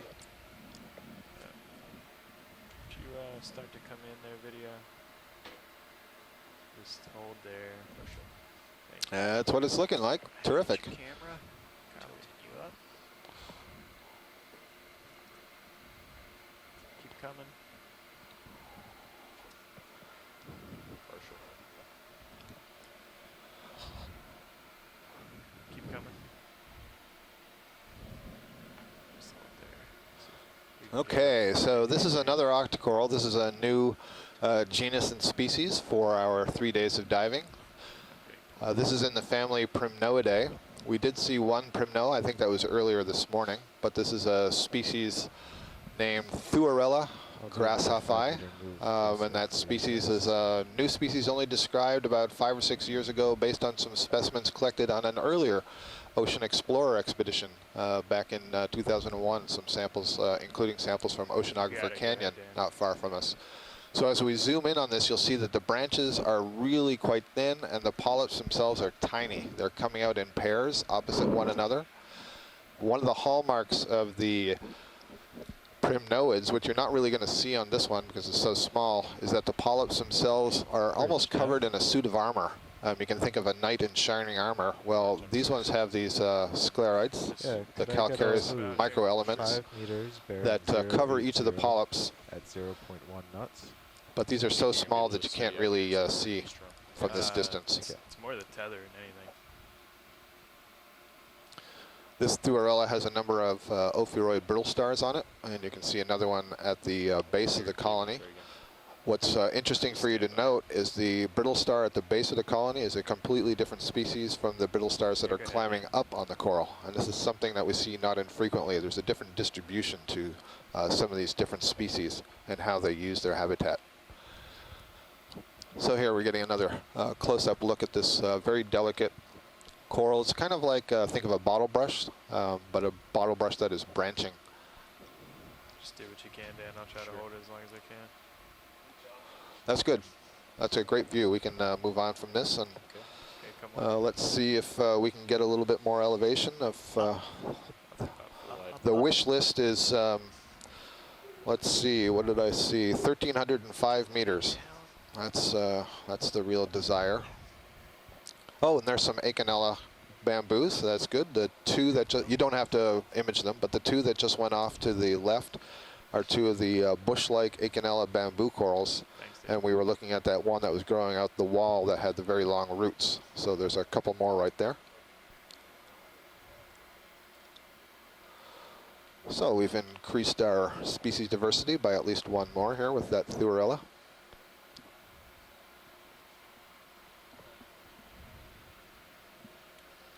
Scott, what was our target depth?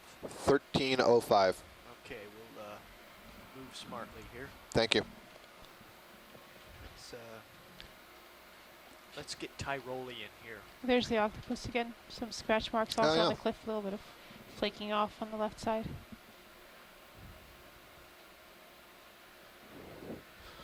Lots of bamboo coral colonies, several Paramaricia, a couple of Swiftias here.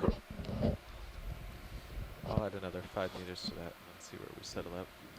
So one of the things that's really interesting here, Susan and I were talking about this yesterday, that we were passing all these nice vertical walls and we're kind of surprised at how little was on them. And when you look at these walls, you see what the potential is. Oh, there's a really nice black coral. Just a little bit below, we were looking at a black coral that was being devoured by various things, had some anemones on it, looked in pretty poor shape. There's a nice one. Same species, quite healthy. So Telopathes magna. So I'm sorry, I was saying that here we have lots and lots of different kinds of colonies that are growing off the wall. Clearly this wall has not failed in some time because these must be some very long-lived colonies. Exactly, yeah. And there's so much potential here for more life to be hanging onto these walls. It's a little surprising there isn't more. Now we've come into another patch of quite a few Paramaricia corals.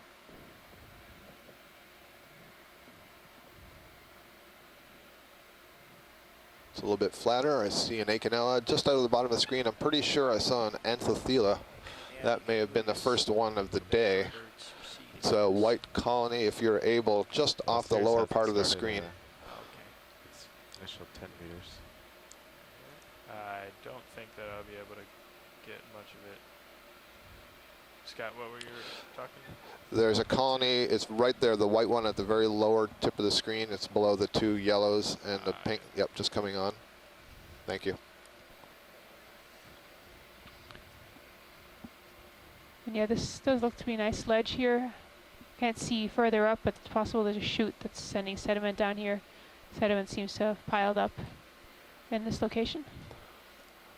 Our depth is 1,300. Coral and Selena rubble as well. Yeah, it sure does. A lot of rubble. It's tumbled down from somewhere.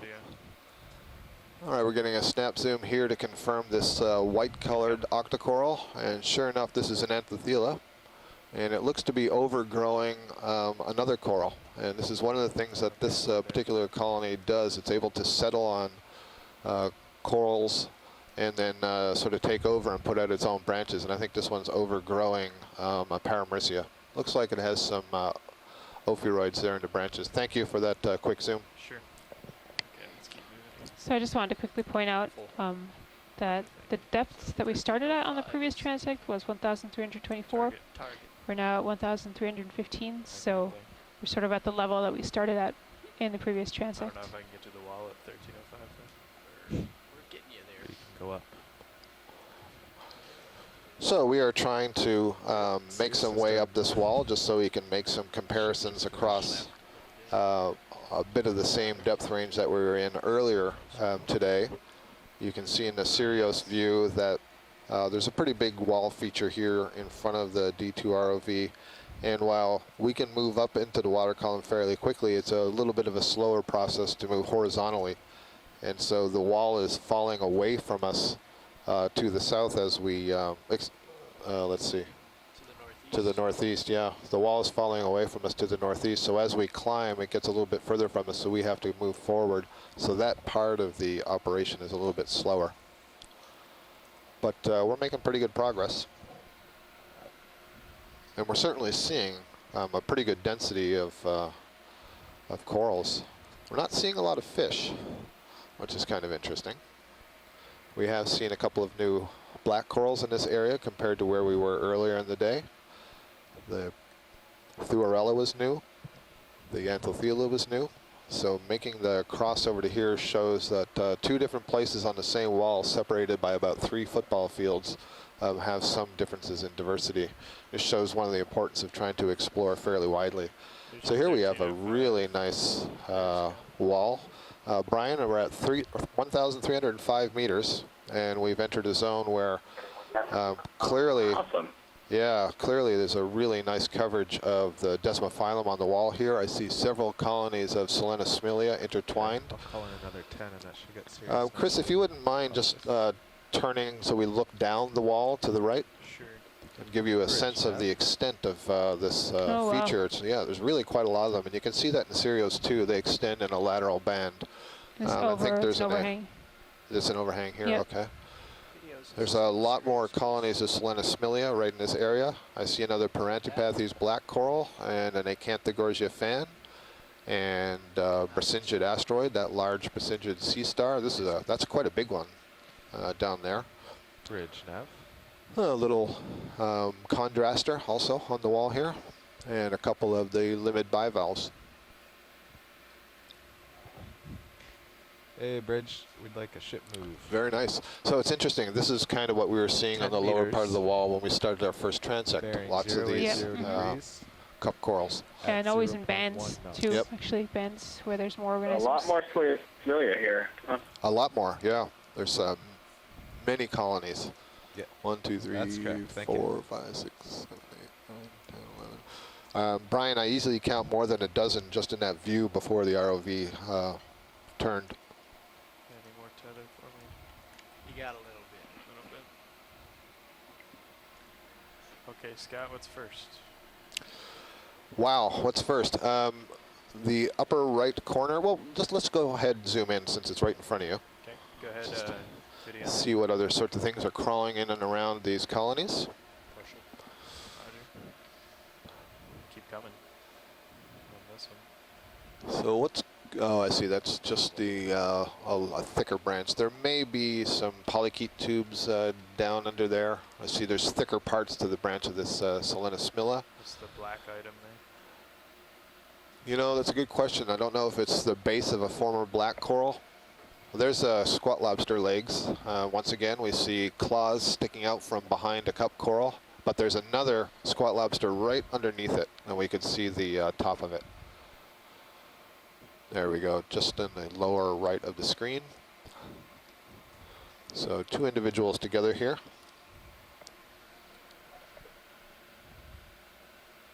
Okay, Dan, come wide a little bit. We can just scan around. Yeah, it's good. Yeah, so this, I don't know, this might be an opportunity for video to get some beauty shot as we move along. So if they want to direct it, I mean, we're pretty happy with what we've been seeing, and close-ups will be good of some of this stuff. They're just going to be comfortable for the pilot. I did notice on the right there was another black coral, Parantipathes, the feather-like one, so it would be worth looking to see if it had the squat lobsters on it. It might be a good location to get a very nice image of it. Okay, can you come wide video? Got it. Where? There, it's right there. Now it's almost And we center got to screen. 1305, so Top. I'm happy. Yeah, Okay. Come back in video.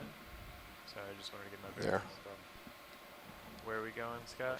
It's right now. It's just off screen, Yeah. upper right corner. Upper right corner. There you go. It's pointing right in the top center of the screen towards you. So I can see on the, once again, it's on the back side, right at the tip, there was a small chirostylid crab.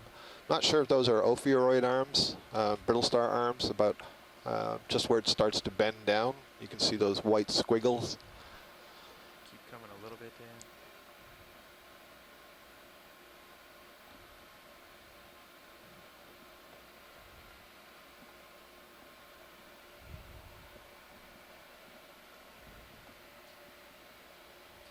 Yeah, thanks.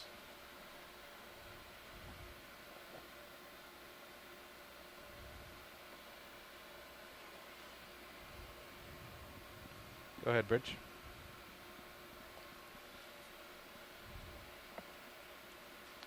Thank you, Bridge.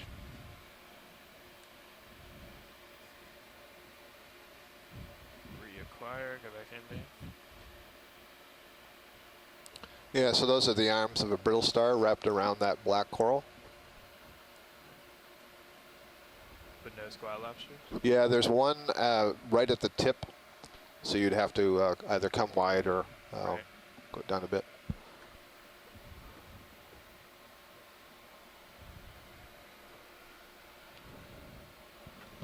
I see one arm behind there, so there and there you can see some pink just through the branches. I mean, they're kind of well hidden, but they're on there.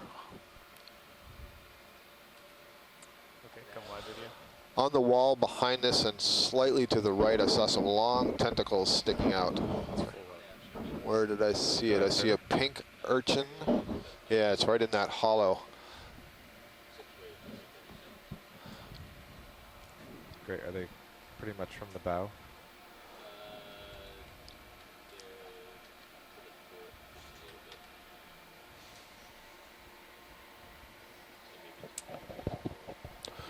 There's a colony, the center of the screen. It's now a little bit to the right, lower part of the screen. Okay. It's like a feather or a fan. Let's check out what that is, see if it's something different. But down a little ways. Yep, it's right at the bottom and center of the screen. Roger.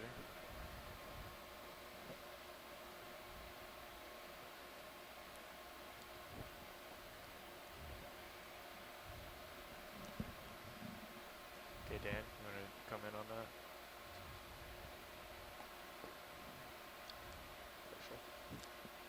Keep coming. Hold there. All right, so that's another Acanthogorgia octocoral. And it has at least 2 ophiuroid brittle stars wrapped around it. I can see the arms out, 3. Yep, it's got 3 of them. There's another one of those, looks like a string, a whole lot of tentacles. You see right at the base, just below it. I don't know if it can be lit up in there, but coming out of the wall, coming out of one of the holes, it looks like they're long tentacles. Roger. Huh.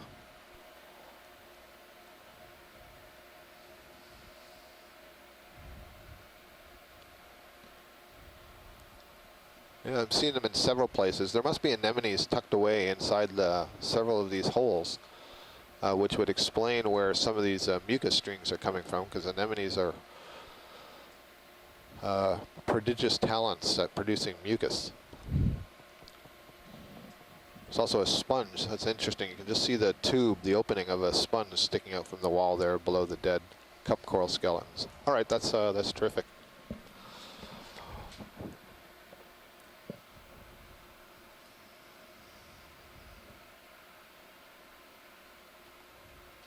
Anything you see that you'd like to? No, that was a All pretty right. nice zoom in there. It gave us a good view of those burrow holes and how smooth that wall actually is when you get in close between the holes. It's all smoothed out. This area almost looks a little bit lighter, like there's less sort of manganese staining on it. Let's come wide on cereals, please. Got it. And there's a little cave down there, possibly. Yep. So up and left, if when we get done here, up and left is the next move. Okay.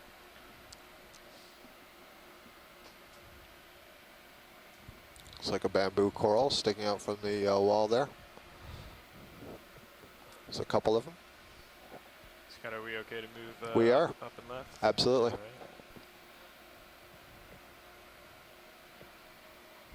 right. It's all gravy now.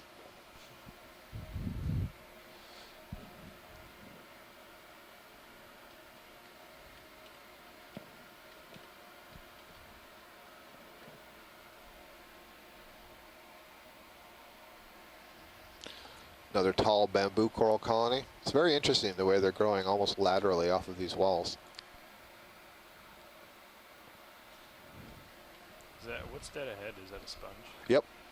Large sponge. There's a lot of associates on that sponge. We haven't really seen that too much today, so if you want to have a look at that, that'd be great. Snap scene on that video? I see purple. So this, basically what you're looking at here is a sponge that is mostly dead.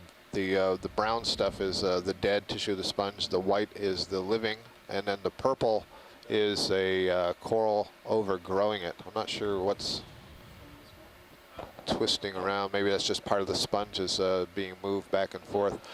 But earlier we saw what I referred to as a stoloniferous or ribbon-growing octocoral clavularia. Here we're seeing them where most of the polyps are withdrawn, so you don't really see the tentacles. You do on the ones right now on the right side of the screen in the corner, but the ones that were on that brown sponge, I thought most of the tentacles were withdrawn. Most of the polyps were withdrawn. There, actually, you can see the ribbon there quite nicely, growing on that sponge. See the polyps extending from the ribbon.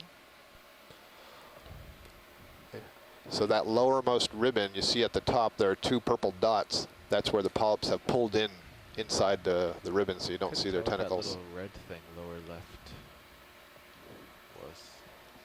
Coming a little wide video. See the arms of an ophiuroid wrapped around the sponge. See that? So That little ball, To the Carl? Is it on one's screen? floating upstream. I guess they're just little orange and red sponges or something.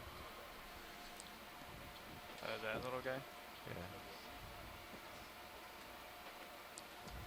Can try to snap on that video. Get you down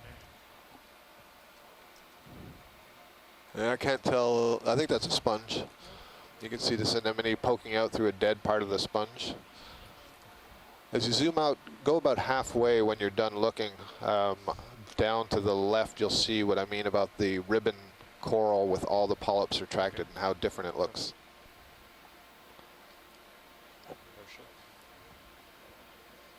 To the left. Now it's below, it's off screen. It's on this brown mass, but it's just off screen in the center. A little bit lower. There you go. So you see the purple splotch, and you see all those little warty things? That's where the polyps have withdrawn. Come in video.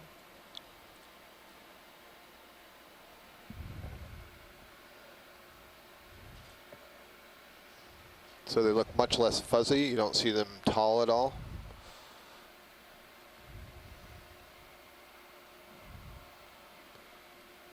You can kind of see the outline of the ribbon growing over the sponge much more easily than if all the polyps were extended.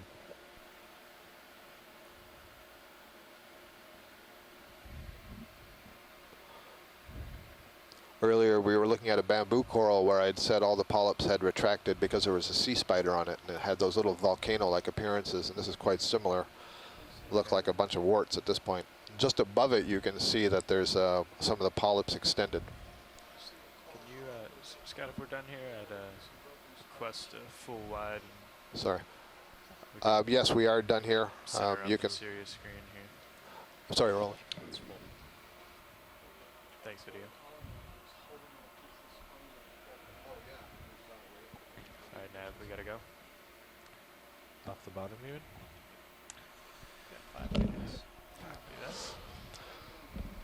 We're in the last 5 minutes or so of our dive. There's another Parantipathes coral that was just extending from the wall, several bamboo corals, a couple of Paramericias with ophiuroids. Some of these large sponges that we're starting to see now here, I can see there's also many brittle star associates crawling on them. Up at the edge of the ledge here, there's an Econo Bamboo, as well as several Paramericia and more of these tall Keratoisis-like bamboo. There's actually an Anthomastus as well. Haven't seen Anthomastus in quite a while. We just passed it off to the right. As we spin around this corner, we are at 1,297 meters depth. Do you want to go back And and actually, check that out, Scott? I'll make a little. Nope, that's good. Keep little doing what comment you're doing. about- This is excellent. Sorry, Susan. Yeah, I just wanted to make a little comment about the geology here. I was looking back at my notes, and it was at about this depth, back on our first transect, that we saw a really distinct white layer, and there was a nice overhang with some layering in it. And we are at that depth now, about 1,300 meters, and I think that is that layer we've seen below us, where we went to investigate some of the corals and cup corals that were sort of sitting or attached to that ledge. So it looks like these units are laterally continuous, at least over the distance between the transect we're on now and the one we did earlier today. Cool. Past a large pink anemone there, and we're getting a look, let's see, to the northeast, going back up from the direction we came, basically. It's a little bit more sparse out there, but there certainly are some bamboo corals and sponges growing laterally off the side of the wall.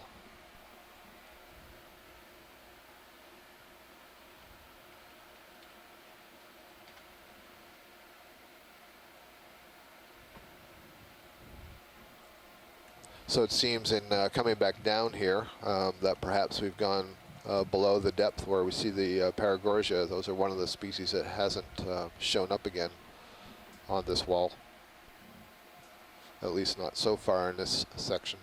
What?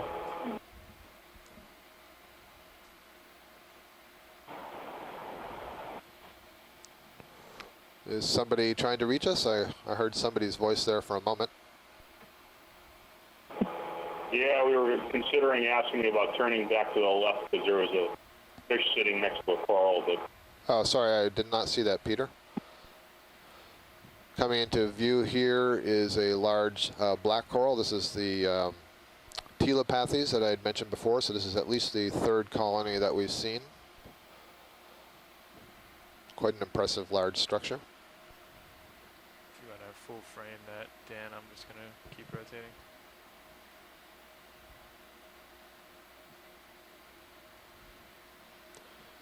So you can see, contrary to the one we saw earlier, this one is doing really well. All of the branches and the main stem are covered with this orangey tissue, and it's covering up that skeleton that is otherwise black and gives it its name. There's something on that black coral on the sort of on the rightish side. It's pale, yeah, it's pale in color, pale white. Might be brittle star, but I want to make sure it's not a Galatheid crab.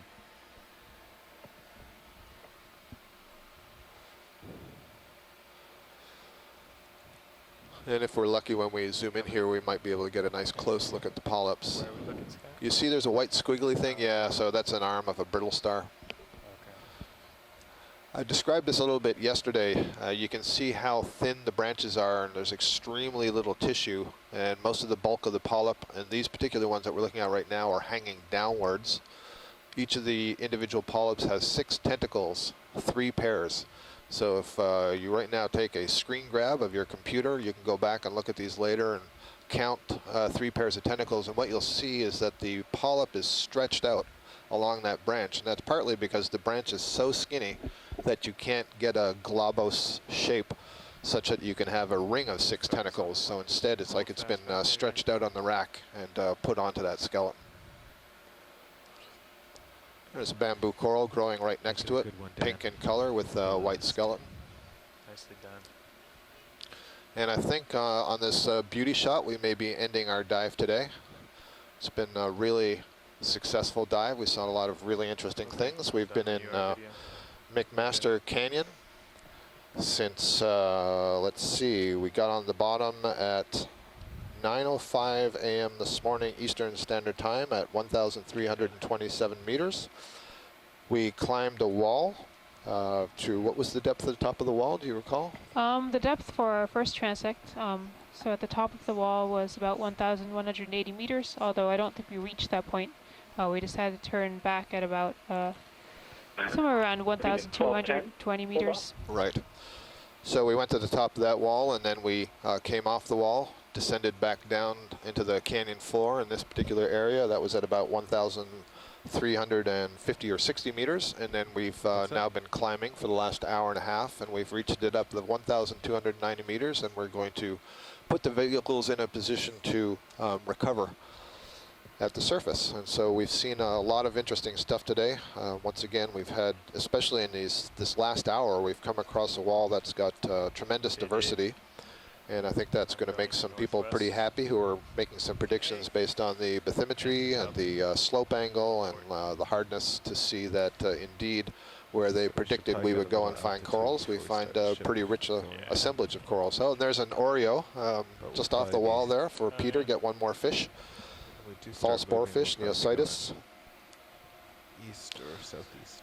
I don't have the count right in front of me right now, but we've seen a number of different species of octocoral. We've seen 3 or 4 hard corals, Selenosmilia, and a few different cup corals.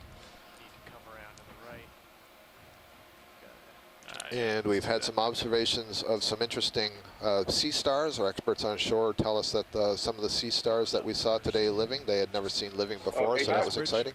Yeah, Peter? Can we go back and just get a little more video of those 2 fish? This is the first time we're seeing them in pairs. We'll try, but we're starting to get them up bottom. Just coming up off the bottom, but we're going to be a few minutes winching up before we're ready to move. Okay, Peter, so we'll get those fish for you. Yeah, I caught that. Thank you, Rich. Greatly appreciated. It's the 2 fish together you want, or the fish with the coral?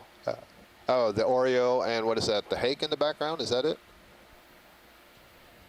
Yeah, they're not cooperating. Right. It's okay. Usually out in the Seamounts, somebody get those fish on comms. Sometimes we see them singly, and they're not behaving like they're a pair. So that's okay. Thanks anyway. Okay, that's good. Thanks, RV. Sure. Okay, so I guess we're going to be coming up fairly soon here. Just wanted to quickly sum up some of the geology that we saw today. Again, we've been following what is likely a chalk wall, which is what we had seen yesterday in Hendrickson Canyon, although we were looking at a slightly different depth range here. Again, fairly homogeneous across the terrain that we covered today. It's pretty speedy when you're at the bottom. Smoothed out, much smoother than what we saw in Hendrickson Canyon. Less evidence of sharp, brittle collapse. That is, not seeing a lot of sharp edges where pieces have broken off. Instead, we're seeing a lot more evidence of spalling, so that is flaking off of thinner layers off the surface, smaller scale pebbles that have been either bio-eroded off the face or just broken off and fallen down to the base of the cliff to make talus slopes. So this is quite interesting that we're probably looking at the same layer that we saw yesterday, but it seems a lot less fresh than what we saw yesterday. So again, as a geologist, it's useful to be able to correlate layers that we see in different locations with each other to get a sense of the much larger regional stratigraphy. And that's why these canyons are so useful for understanding geology.